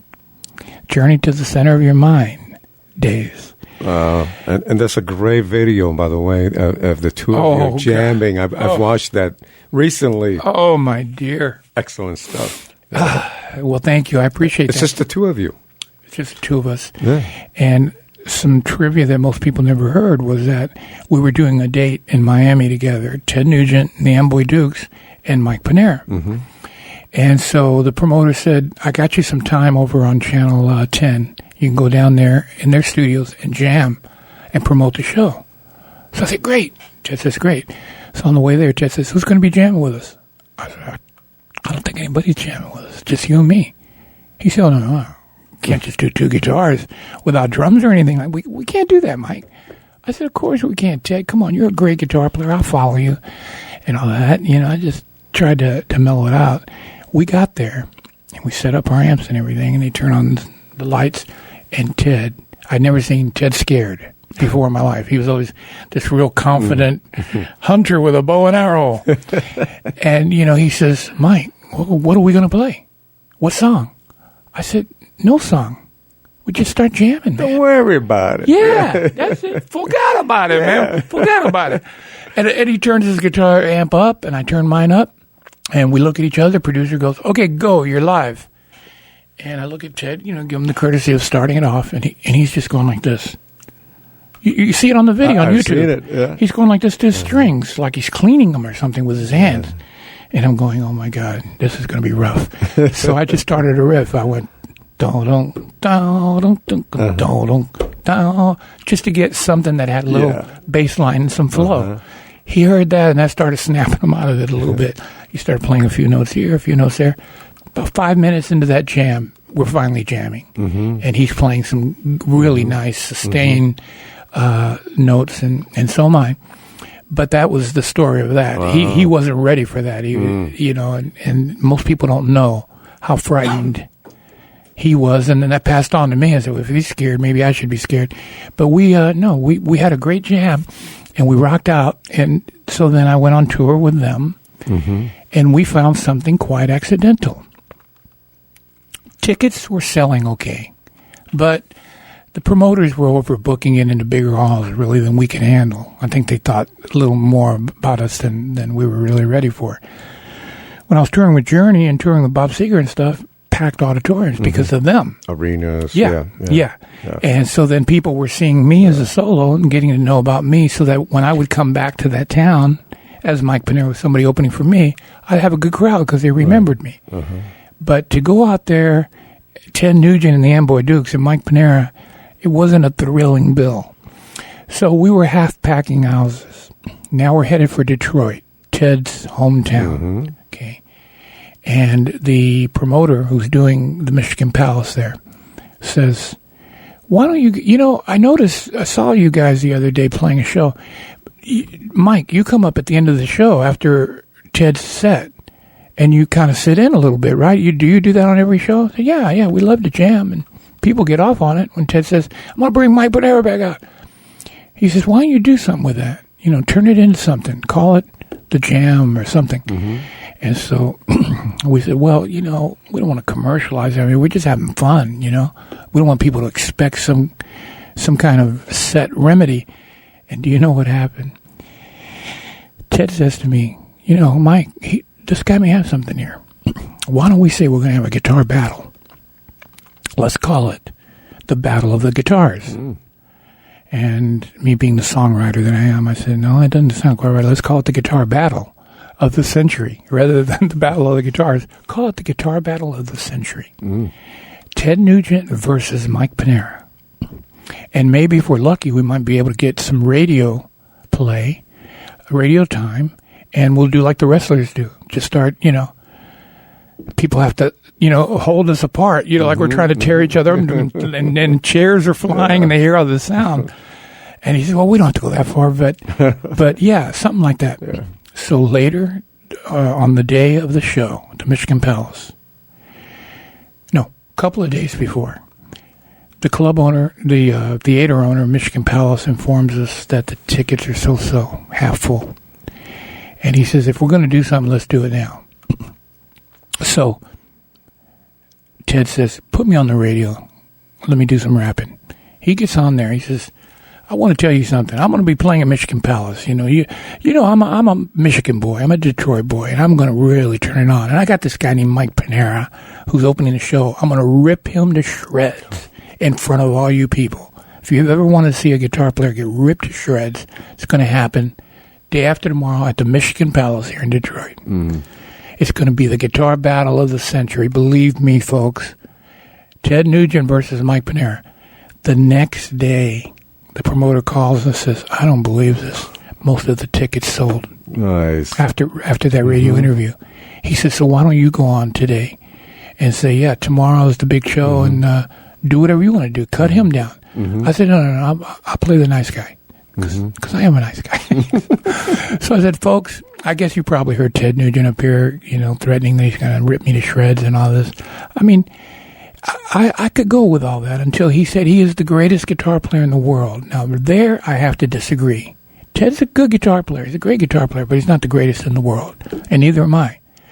But I think tomorrow we're going to have to prove once and for all how good Ted is. And maybe, we'll have a good time on this guitar battle of the century.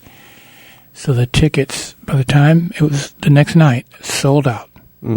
Sold out. And he said, man, this is great. Now, what are you guys going to do? We said, well, we thought we'd do a little bit of entertainment. When it first starts out, I walk out after Ted's finished his last song. You think it's the end of the night. The encore is over. I'd already played. I walk out to a dark stage, turn on a pin light, so you just see me. Mm-hmm. And I'm going to have a flashlight in my hands as well as my guitar. And I'm going to be looking under the amps and looking under the drum saying, Nugent, where are you? Come on, be a man. Come on out, Nugent. Call him out. I've seen enough wrestling messages, enough wrestling matches. I said, come on, dude. Come on, where are you, dude? Nowhere. Do you see Ted? And the people are like saying, what the hell is this? Mm-hmm. All of a sudden, a spotlight shines on top of his stack of Marshalls. Mm-hmm. I think he might have had a triple stack, like maybe 10 feet up or something. He's standing up there with a loincloth. Mm-hmm. Only. That. No shirt and some sandals. That was what he had on. Actually, they were called moccasins or something, whatever they call that stuff, Indian shoes and a loincloth. And he's standing on top of the Marshall. And, Ted can make some good faces.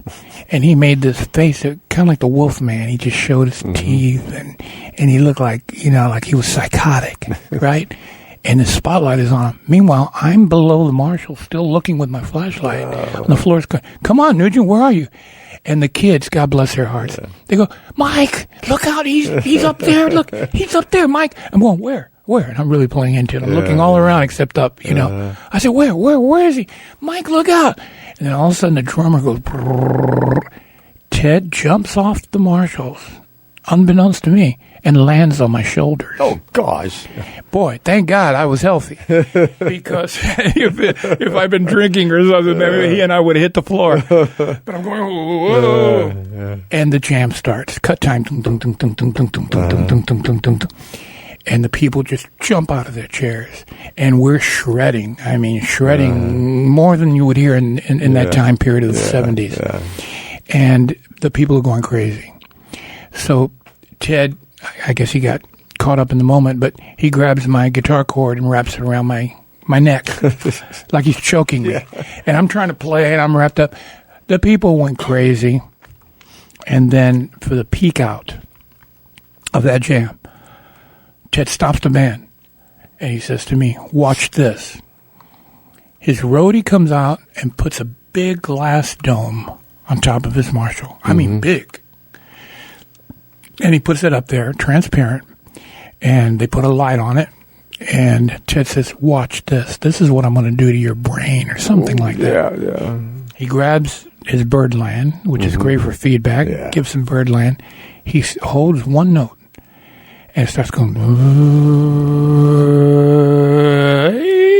and went to that high harmony. Yeah.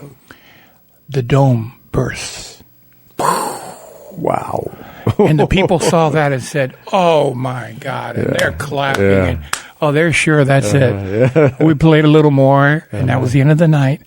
All of a sudden, our agency started getting calls from all over the country. We want that guitar battle of the century. We want it. Even places that we were not even going to go visit as Nugent and Pinera, just places out of left field. Pretty nice size halls. We want that show. So after doing that show a couple more times, I realized that Ted had his roadie behind the Marshall amp with a BB gun. Yeah, you heard it first here on the Robert Sarzo show. You heard it first. He's there with a BB gun, and right when that harmony hits, bam, and the thing breaks up. Oh, man. So I saw that. So I said, I had two roadies. I said, now listen, we're going to do something a little different tonight. Yeah. When that part comes up, grab the roadie, put him on his back, pin him down, and hold him down so he can't blow the thing up. Oh, yeah. And I'm watching Ted. I said, oh, this is going to be funny. Yeah. I'm looking at Ted. He's got that confident look. He goes, watch this, Pinera. Normally it's 30 seconds. Yeah. A minute and a half, 2 minutes, nothing's happening. Just him holding a drone note and that thing just sitting there. And he's going, what the hell is going on? So he goes and he looks behind the amp and he sees his roadie trying to get, he can't get up. They're holding him down. Yeah. He says, oh, okay. We had a laugh about that. We laughed, and the tour was great. we had a great time. We're still close friends. And so that brought me to 1978. The first album's out. Mm-hmm. And on Capricorn, Isla. And now I'm ready to do a new album called Forever. And that was brought to me, Baird Spector, head of Spector Records, said, this time we're going to distribute through Capitol, because I don't think Capricorn really had the firepower for radio airplay. Okay. So now Capitol releases it, and I get a hit single off of my second solo album called Goodnight, My Love. Yeah. And that went top 10 in a lot of major markets. Billboard also. Yeah, Billboard. Oh, yeah. And it was doing real good. I was getting a lot of airplay and a lot of offers to go, all over the place. Mm-hmm. So that was so much fun. And I was I was so grateful that even the little print that says Mike Pinera agrees to tour to promote this album, okay, little stuff like that most bands say, yeah, sure. I took it serious, and I told him, I said, look, I'll go out on tour, and, I got some great offers to tour with some super people. It'll start out with Alvin Lee and 10 Years After, and then it graduates on to Aerosmith, and just a list of groups. I said, so I'll go out there. I'm going to really promote this album. I go out there, and I start to promote it, and I get a call from Dwayne Hitchings, my keyboard player, who was my keyboard player in Cactus for a while. What was going to be Cactus and ended up being The Image. And he says, Mike, I'm playing with Alice Cooper now. And Alice remembers you from when you guys used to hang out and play together at the Experience in L.A. back in 67, 68. And he was saying, yeah, Mike was a gas. He was always so nice to us. We'd be there all day, didn't have anything to eat. We couldn't leave our equipment because we didn't trust anybody. Mike would always bring out some sandwiches and stuff. He's a cool guy. Call him, ask him if he wants to be in the band. So it turned out that was when Alice had stopped drinking. And so his manager appreciated that having people in the band that were clean and sober. Now, I wasn't totally clean and sober. I would have a little tea, a little herbal tea here and there, maybe smoke a joint now and then. But I definitely was, not an alcoholic, or I wouldn't be a bad example to him. So I joined the band, the Alice Cooper Band, in 79. And he and I were, recounting all the great times we had and everything like that. And we had a great band. It was a super band. And he decided to call it Special Forces. And he says, I want all you guys to dress in camouflage. And then I'm going to have the guy who does my sets do something according, like a bombed out town, buildings, hanging by the string and all that. So that's how I got into the Alice Cooper Band and started touring. Did 2 albums with him and did 2 world tours. And that was one of the funniest. I thought being an Iron Butterfly was strange. No. Being with Alice, that was strange. So that took it from about 1979 to about 1982. And we played real big places. And there's so many funny stories that I can tell you that happened in that band that to this day, when people come backstage to Alice's, when they have that meet and greet, VIP thing where they pay like buku dollars just to go meet the stars, Alice sees me walking. He goes, hold everything, folks. Mike Pinera just walked in here. I got to tell you some really good stories about Mike and I. And he'll go into these stories. And they're really pretty far out stuff. So I had a good time with Alice, and that lasted till 1982. And then I decided that the benefits of sobriety that I was realizing, I wanted to share that with kids. Because especially playing with Alice, you'd see the kids that would walk in were out of their minds with the black mascara under their eyes and stuff. And I just felt so bad for them that I did the first rock and roll music video anti-drug. First one. It was called Painscape. And it was sanctioned by the White House. That's when Nancy Reagan, I believe, had the message, just say no to drugs. Yeah, just say no to drugs. Sure, that's real easy to say. Yeah. But then what do you say yes to? How do you say no to drugs? So I did a music video about rock and rollers, killing themselves in car crashes and stuff from being too high. And it did real well. I think it's still playing in schools even today. Excellent. So that's what I did, like from 82 to about 85. I was out touring as a solo, but I was doing part of the act was doing some recovery rock, as I called it. And it went well, and from what I understand, a lot of kids got helped by that tour. Oh, I'm sure. How did you find that transition going from being in a band and then being a solo artist? How did you deal with that? Well, I had the people in my band were people that I knew. And that I, had friendships from a long time. So it felt perfectly natural. We would just work up stuff. And the only difference was they were a little laid back about making too many creative choices about how they should play a part. If I said, look, the riff is boom, boom, boom, boom, boom, boom, boom, the bass player will go, I'll play it that way. And I say, you don't have to play it that way. Do it the way you want. But that's the basic groove. And so all the bands that I've ever had, that I've ever, had the pleasure of playing with me, have all been great artists. Super talented. And we just did a show about a month ago in Canyon Lakes, California. It's a beautiful area out by Lake Elsinore near San Diego. And it's a huge gated community on the lake. And everybody's got their boats there and stuff, and they're all water skiing, and it's great. And they have concerts there. You would do great there. You would do absolutely great. It's called Canyon Lakes Lodge. The Lodge in Canyon Lakes. Sounds nice. It really was. And so I brought my band, which is composed of Greg Albin on drums. Great drummer. The bass player is Sean McNabb. Oh, I know Sean. I figured you knew. He's a friend, yeah. Yeah. Great bass player. Yeah. Actually, I brought him on tour. There was one show that my brother wasn't able to do. Oh. Rudy. And when I was out with Queensryche, I brought Sean to do the show with us. Great player. Great player. Yeah. Great guy to hang out. I met him at a benefit for saving dogs' lives, canine benefit. Nice. That's where I met him. Yeah. And he was playing there with Bobby Kimball from Toto. And Spencer Davis was there, and a bunch of people. And I said, man, you're a great bass player. Where'd you come from? He said, well, I played with Dokken for a while. Yeah. I said, but you look familiar, though. You look familiar. He says, well, I'm on that show, Sons of Anarchy. Yeah. I said, oh, no wonder. Yeah, I watch that all the time, man. Yeah, okay, you're cool. Yeah. So Sean on bass. Who's playing keyboards? And keyboards is Bob Luna. If you want to see what this guy's capable of doing, just go to YouTube and hit Bob Luna with Paul McCartney. Oh. With Paul McCartney, yeah.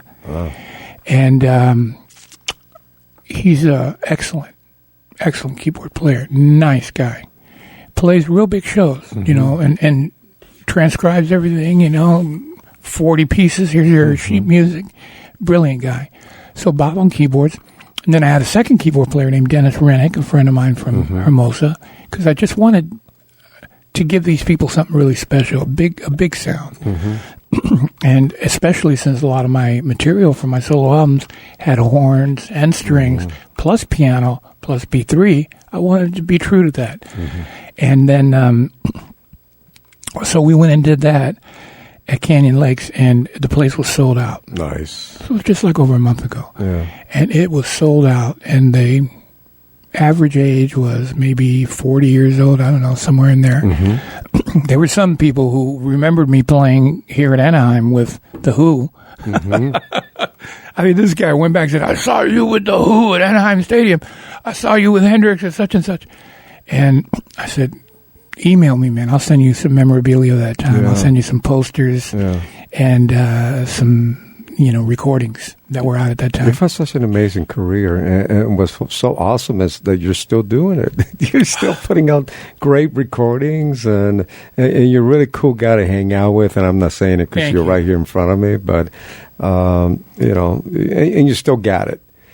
We did that show at the Huntington Beach Library. Yes. And it was great playing with you, especially doing Right, Captain Right. Yeah, man. Yeah. That was fun. And we got into a jam in the middle of it all. And, Well, I've always loved jamming with you. We get together during the years and do something here and there. We did a benefit that you called me. Remember for Christmas when we went out and we were playing Christmas songs for the nursing homes. For the nursing homes, the older folks. Yeah, assisted living. Yeah, they loved that. Yeah, there was a lady there who was 100 years old, and she came up in her wheelchair. Mm-hmm. She looked like she was maybe 60 years old. And she said, "Oh, that was so nice, mm-hmm. And that guy you brought, Robert, he's so nice. How about your wife? Is she still with you? Is she here tonight?" I said, "How do you remember her?" She said, "From last year, 100 years old." Wow. She says, "What was her name? Was it Valerie?" I said, "Yeah, she's right here." I brought Val. I said, "This lady was asking for you." When you see hearts and minds, being, touched by love and care and concern. You don't have to say a thing to them. The fact that you're there playing for them and that they have already heard through the promotion that you've got hit records and you played for millions of people and you're there in that little nursing home playing Feliz Navidad or whatever it may be for Christmas. Man, what a wonderful blessing to be in an industry such as that not only can you do well, make money and make friends, but you touch people's lives. And Vietnam veterans is another story. When those guys come up to you, man, and and maybe they still have some injuries, like missing a leg or whatever, and they say, "Man, when we were flying over the battle and the enemy was down there shooting, we would turn on Inagata DeVita or Ride Captain Ride or Born to Be Wild on the PA speakers on the helicopters, and it would confuse the enemy. They didn't know what to do. And they would tell me, you got me through that war, or you got me through this, you got me." With those kind of things available to us, I really believe it's time that we go on the internet with some live webcasts, pay-per-views, internet pay-per-views. And I like one thing, though. I like what Radiohead did, and that is don't put a price on it. Most of these bands that are on the Saint Rock thing that I was telling you about, which is called iRock, most of the bands like on iRock or similar kind of things, they set a price. It's not much, maybe $4.99, $5 or whatever. And for that, you can watch a whole show right there. Like you said, on your big screen, comes out in stereo sound. Make your own popcorn. Yeah. And the backstage interviews and stuff. And now it's actually even gotten more technical because I was showing a guy how you can press a key on your computer and go to a different feed, just like you have all these cameras here. Okay? Camera 1 can be the stage. Camera 2 could be backstage where there's food fights going on and all kinds of funny jokes and stuff. Camera 3 can be the audience. And I said, let the people decide what they want to see. Because, you watch a show for a while and you've heard one or two songs and great. But click here and go backstage, and be able to chat live. As you see on a lot of this live YouTube now, over on the right, scrolling, are all these people talking to you or talking about you. And I said, let's do that, man. Let people ask whatever they want to ask. Where'd the magic bag come from or whatever it is. And let's have a great show here, but let the people interact with it. Let them be the producers. I like that a lot. I think that's something that needs to be done. I think we need to take that route because it's so difficult to travel anyway. Yeah. Even just bringing your guitars, as you know, on board. I mean, you don't want to check in guitars. It gets trashed. Things get lost and ends up in a different city. So to be able to reach your audience and playing in your studio and having them watch and actually feel like they're there, I think it's the way to go. Do you know we got to do it? We've got to do it. Yeah. And I have talked to musicians who have been in the same band who won't even talk to each other. They don't even acknowledge each other's presence, that they're alive. Because sometimes back in the 60s and 70s, boy, horrific things happen with people's old ladies sleeping with other guys in the band, all that stuff. Money. Yeah. One guy got an advance that nobody knew about. Some of those things these guys can't forget about. And it's a shame. Because, look, Rudy, your brother is playing with Guess Who. Right? Okay. Don't you think that the fans would love it if Burton Cummings showed up at a gig and jumped on stage. Sure. But right now, at this moment in time, I don't know that that's going to happen because that's one of those bands like Three Dog Night and others that had some major disagreements, and they won't play together. But here's the thing. When you're talking about, sure, getting together at a rehearsal hall in Hollywood and rehearsing for 6 weeks or something like Zeppelin did for Celebration, rehearsing for 6 weeks and having to see the guy and, that you don't like and all that stuff, and then you go out on the road, to do a few gigs, it doesn't make sense. But the guys that I talked to, I said, look, there's a charity that could use the funds that would be generated by a real Guess Who, or the realest that we can make a Guess Who concert. You got Rudy Sarzo on bass. He's incredible. Let's get Burton. I talked to Burton. He said he would show up as long as he didn't have to go through all the rehearsals and, driving in a bus or anything like that. Well, now, if you can imagine, Robert, we can bring that up to today's standards with this technology and just say, hey, Burton, we want you to do something with the Guess Who. I know there's differences, but look, you're going to be able to help charity. And the promoter is offering 6 figures instead of 6 cents.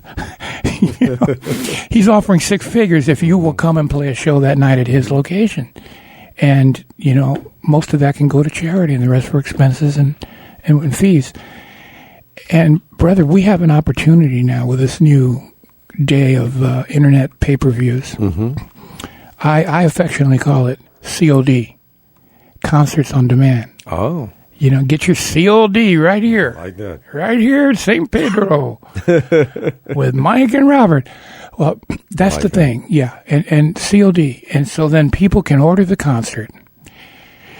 And thank God I still have some brain cells left because I'd go on a tangent like that and I forget what the hell I was talking about, but I know exactly what I was talking about. I said I love what Radiohead did. Radiohead did an album, and they put out the publicity saying, we think that this album is worth the price of a normal retail album, $15 or, $14.99 or whatever. But here's what we're going to do. We're going to leave it to you, the listener, to decide what you want to donate for this album. Because that way, if you don't have a lot of money, if you only got $1, we won't consider an insult. Just pay $1. If you don't have anything, don't pay anything.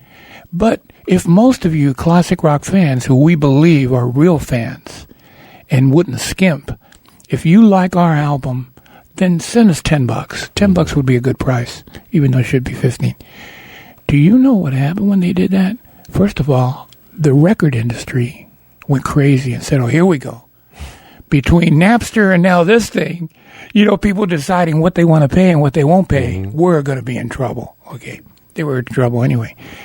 So Radiohead put out an album and they said, just pay whatever you want to pay and here's how you do it online and all that. I think within a week or so, most people paid $10 willingly. And they had, if I recall, the last numbers I heard were they had about 1 million people buy the album at that donation price. Some of them were saying, no, $10? Oh, man, hey, I'm doing good. I'm a classic rocker, but I got my own business. Here's $20. Here's $50, especially when they heard what the charity was. Here's Radiohead after about a week or two of a release of an album with a $10 million net coming in. These guys never even saw $10 million in their life. And now they've got it. And so the record labels are saying, what are we going to do? We can't do this. And they're right. They can't because they're too big. They're too corporate. But guys like us, guess what, brother? We're the special forces. We can go out there and experiment. Yes. Yeah. And we can have a total first-class ensemble of musicians that people can watch us jam live. They can watch us jamming on each other's songs like I do with my Classic Rock All-Stars. I got a guy from Steppenwolf, so we do Steppenwolf. Got a guy from Blue Oyster Cult, we do Blue Oyster Cult. So they can see original artists performing their original hits, plus jams that have never been played before, and probably you'll never hear that jam again like that. And I believe that doing that over the internet, I think people will pay on a donation basis something fair. And I don't think it's any accident that I was led to meet and become friends with Gary Rogers, the owner of St. Rock, who started iRock.com. And if you go there, his main competitor is a company called Stage It, like stage. I've heard of them. Stage It. They do the same thing. They say, okay, we got this guy, Don Dawkins coming, order now for $5, or order the night of the show for $10. They have all these, mathematical equations that they do. Forget about it. Just say, hey, man, we'd like to help autistic children, okay? We want to help children with autism and the research and everything that goes behind it. And if they need hospitalization or something and the parents don't have insurance, this concert will cover it. So pay whatever you want to pay, whatever you think it's worth. And, brother, I know that with you and I, maybe Rudy and maybe Carmine and maybe whoever else, Gary Wright. I think it's a great concept. You heard it here first.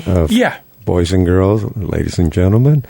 This is a mental jam we're coming up with. And Michael, you always come up with some great ideas. I remember talking to you way back. I think it was somewhere in Florida that when you first came out with your record, you're like, you know what? I'm going to experiment. I'm going to put this out on my own label. Yeah, I did. You were the first person I ever heard of doing something like that. Oh, well, thank you. I appreciate that. I put together an album, a label called Illusion, out of Fort Lauderdale. I had the studio in my house, and we would go out on my boat, nothing like what you got.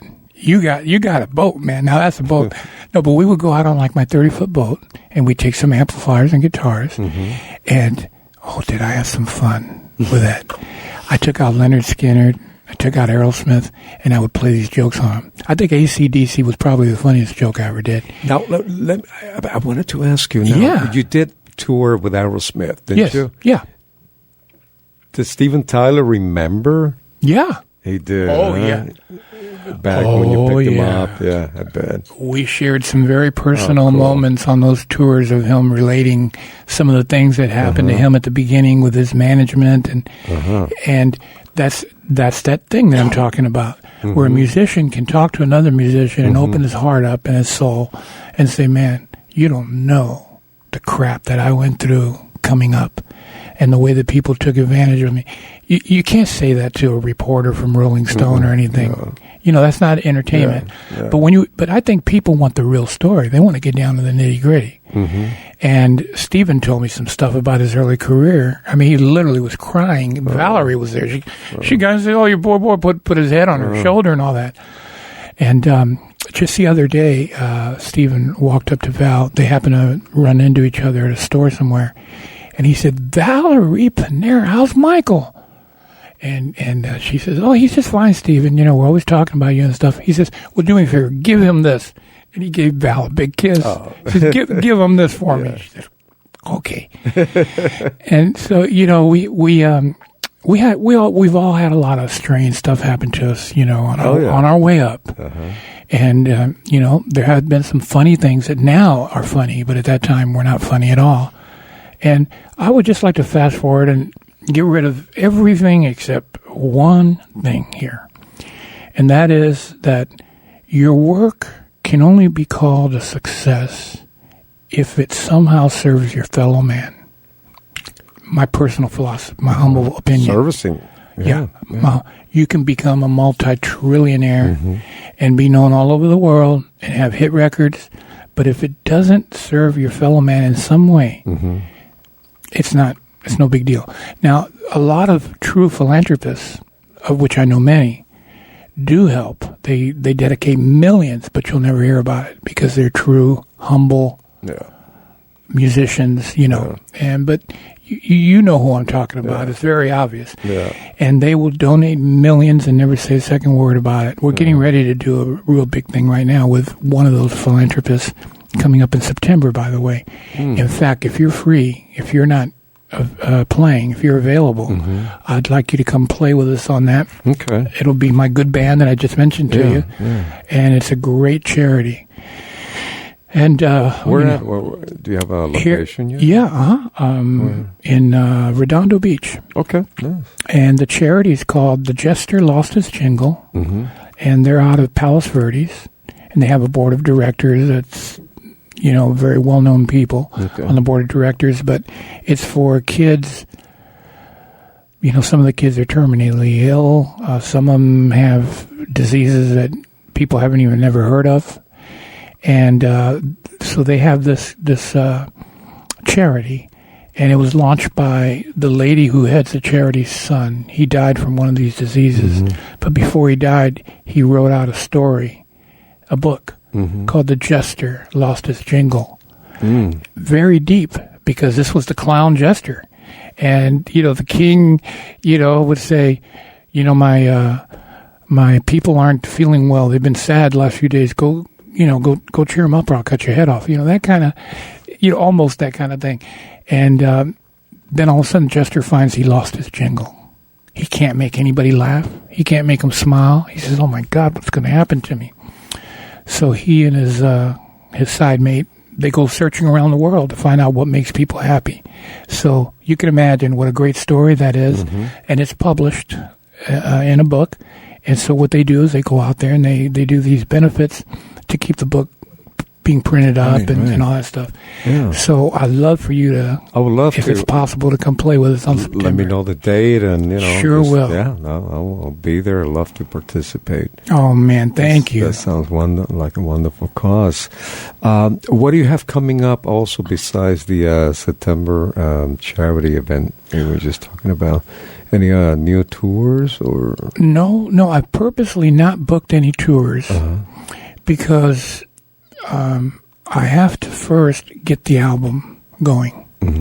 See, I don't want to tour on resting on my laurels of, hey, it's Mike Pinera of Iron Butterfly and Alice Cooper and Blues Image.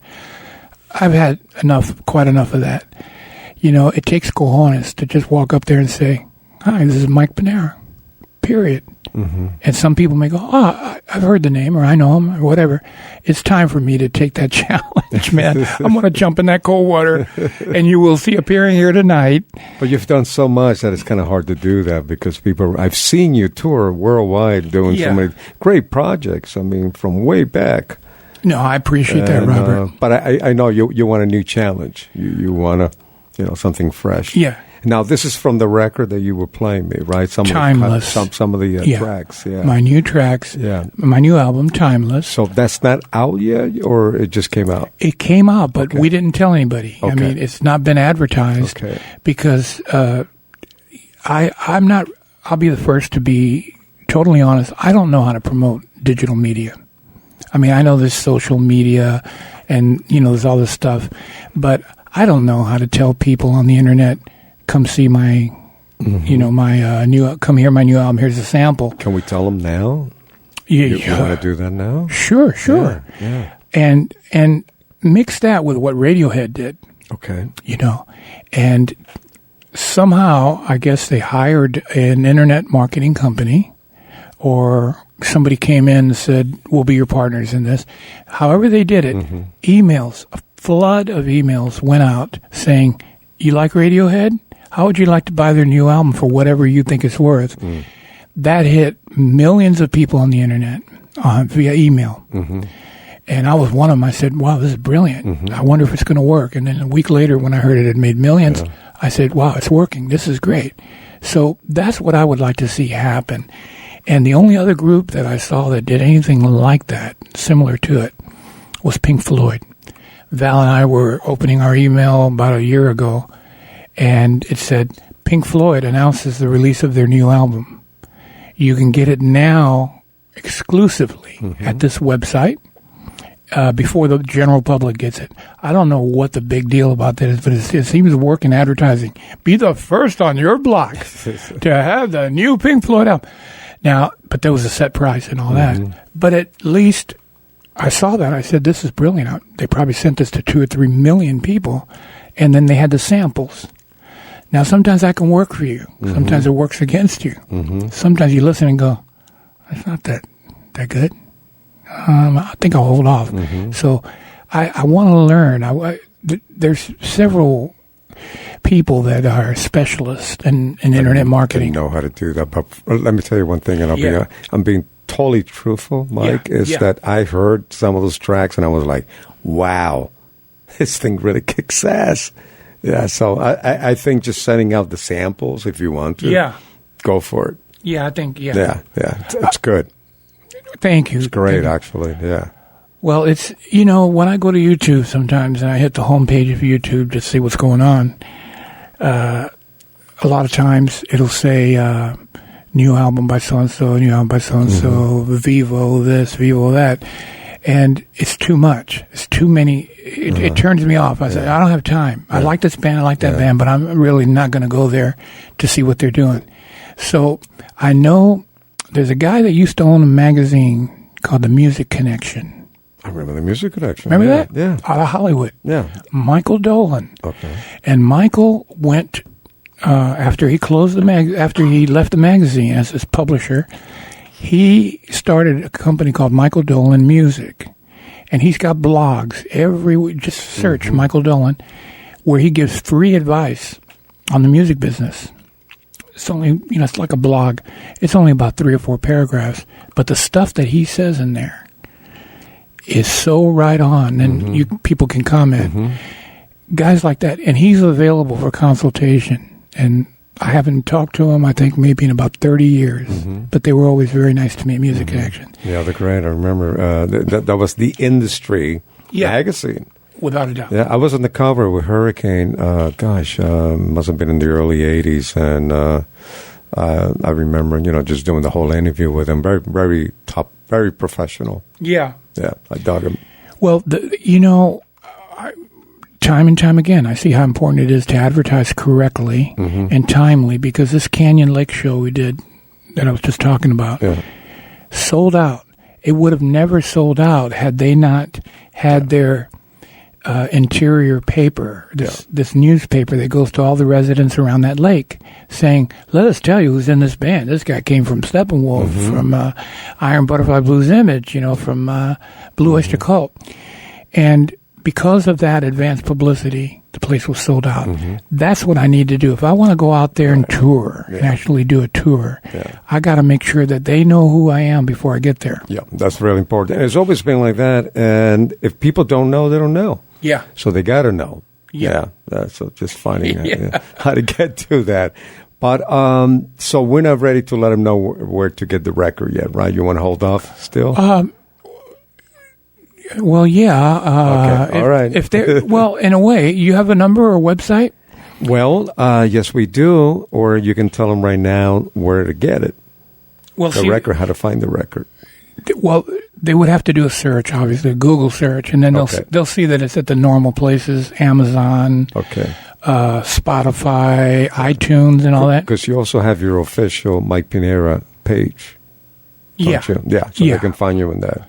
Yeah. Okay. I wouldn't even want anybody to go see it just yet, because I try to learn how to do web pages, and I've been doing it myself. And man, it looks like a kindergarten. I won't even touch it. It's just not my thing. But if you have, I know you have a website. No, I don't. Oh, you don't? I'm using Facebook. Oh, really? Yeah, just everything. Okay. It seems like Facebook is just so easy for me to just do Instagram, Facebook, and just just throw it all in there. It's easy, I need because I am doing so many different things that I need to make things fast. Yeah. I don't have the patience to try to figure things out. I mean, I got enough to do with, still doing MIDI, musical instrument digitally interface, and how to remarket things on the internet. Like, everything keeps changing drastically. It's not like it used to be in the old days. You got the record company. Record company's got the, the publicist. They got the sales team. You got the distribution. Then you got your attorney. You got your manager and your agent. You're ready to go. What we had to do was write songs. Yeah. And come up with a concept for the album or the video. Right. Yeah, not anymore. Now we have to, with this social media, But it's great because, you can be on the road and hanging out with your buddies, in the bus, and go to your bunk and you're writing to all your fans or friends, actually become fans. They're fans and then they become friends because of social media. You really connect with them. And they're great people. It's Without fun. a doubt. It's fun. It's also scary. Yeah, because I don't know if it's the residue of stuff I used to do in the 60s. Call me paranoid if you want, but I tell you, Valerie and I will be sitting in front of the laptop, and we'll be talking about something. And she'll say, honey, our PT Cruiser, we really need to do a tune-up. Let's go online and look for tune-ups. And 5 minutes later, we're getting pop-up ads for tune-ups. Oh, wow. I'm telling you, if you be aware of it, just be aware of it. Mike's laughing. He's saying, I know what you mean. I know what you mean. They're talking about Facebook and Google and all that being tuned into some central I've always been paranoid, and it goes back to the old cable TV, box. Oh, yeah. And it had a little eye in there. Oh, yeah. I was always paranoid with that. And I always wonder, what if they're watching me? Right. But they do know through the internet. Obviously, they know through your television. There's a smart TV. What are you watching? That's how they know the ratings. Yes. Blah, blah, blah, blah, blah. It's like... But I have nothing to hide. I really don't. Oh, no. Except for me and my monkeys. You and your monkeys. I got 4 monkeys. Well, there's nothing to hide there. See no evil, hear no evil, speak no evil, think no evil. No, but I tell you, the funny part about it is I can understand if you're typing on your Facebook page and saying, yeah, we just bought a brand new PT Cruiser, man. We're so happy with it. And then all of a sudden, the next day, you notice that there's ads coming out in your email saying low cost parts for PT Cruisers and all that. Trippy. Now, I can understand that if you're typing, but brother, when you're just talking, and this doesn't happen just one time, and believe me, I'm not a paranoid guy anymore. That Miami weed back in the 60s, yeah. I could have sworn they were talking about me in the huddles, the Dolphins, but no. Nowadays, there are, if you look, not as far out as conspiracy theories, but if you do look, and you do a search, you will find people saying that they're being spied on with their webcams. And, it's a fact. Yeah, they were talking about some brand which I don't want to bring up, for many reasons. And I watch CNN all the time, and I'm always listening to and reading about literature about spying like that, and especially with drones. You own a drone, right? I have a drone. Yeah, you have a drone. Yeah. And well, the whole thing about it is when you are in front of your webcam and it's not on, that's the scary part. And that, to me, that's the part that is totally unacceptable, that your light doesn't come on. Because if it did, you go, somebody just remotely turned on my webcam. But when it's off and you find out that they have hundreds of hours of footage on you or whatever, it can be a little... So you put it behind the toilet. Oh, well, Val just puts a little piece of tape over the webcam. But they can hear you, so put it behind the toilet. Oh, yeah. There you go. We might have to do some, feed them false news, feed them false information. Like, hey, tomorrow we're going to meet at the beach and we got this ship that's going to come up that looks like a flying saucer is going to take us away. Or feed them some false news and see if they show up. But this is really good stuff to write about. Yeah. It's true. Back in the day in the 60s, people were writing about Vietnam and, there's all kinds of stuff to write about right now. I sometimes have to laugh when I hear people saying, hey, I was the first guy to stream this or to do that or to do that. And I say, well, let me tell you something you may not know. In the year 2001 in Miami at Markham Park, I produced and played in a show for children. Toys for Tots, actually, for Christmas. And we had 60,000 people there, at Markham Park.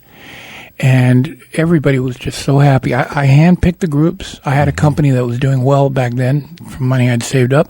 So I hired lead singer of Kansas, Allman Brothers, Leonard Skinner guy, this guy. It was like 10 people, and they were all stars. And everybody knew them. I not only had it streaming live on the internet, it was live on television. We had people that we had hired who go out and syndicate, and they would go to Germany and say, Mike Pinera from Iron Butterfly, he did a show here at the Bee Club in Bremen, Germany.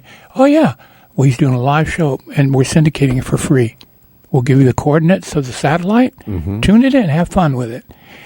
And so not only did we have it going live over television worldwide, but United Artists Theaters were trying an experiment where they were letting producers use their screens and their theaters for seminars. Like if Bill Gates was going to give a one-time live seminar about Microsoft, it would be in certain select United Artists Theaters, usually about 30. So I researched it. I went to United Artists, made a deal with them, and we were on live that night as well on the big screen, even in the Miami area where we were playing, because I knew it wasn't going to detract from the show. So we were like some of those smaller towns, like Pompano Beach and stuff like that. The United Artists Theaters were playing us live. And I said, I'm not going to believe, I know it's happening, but I'm not going to believe it till I see it. So after the show was over, a bunch of us piled in the car, went to the United Artists Theater, bought some popcorn, sat back and watched a replay of that night's show. And that was 16 years ago. 2001. Yeah. Yeah. And so, yeah. And so, and then we kept the archive tapes. We have those tapes for, future use and all that. But I was kind of already thinking ahead, about making one action be vertically integrated to produce a lot of results that you could help people with, especially. Yeah. So if you're going to be doing a show and a jam in September, why not let people know across the world that if they want to see it, all they got to do is go here, go to the internet. It is becoming easier and easier to do nowadays, especially most people have a computer, smartphone. Yes. Yeah. My mom's 91, Magnolia, my mom. Hi, Mom. Hey, she's got an iPhone. I'm not an iPhone, but, smartphone. A smartphone. Yeah, so we do Skype. And it's great, it's new technology. Well, Mike, I'm so glad you came down to the station here in San Pedro, and it's been really fun talking to you. Me too. Same here, brother. Yeah, anytime you want to jam, I'm there. All right, brother. You got it, because we're neighbors. I'm just down the street here in Redondo. Yeah. We got to hang out. Ladies and gentlemen, Mike Pinera. And you have a wonderful day. Keep rocking. Yeah.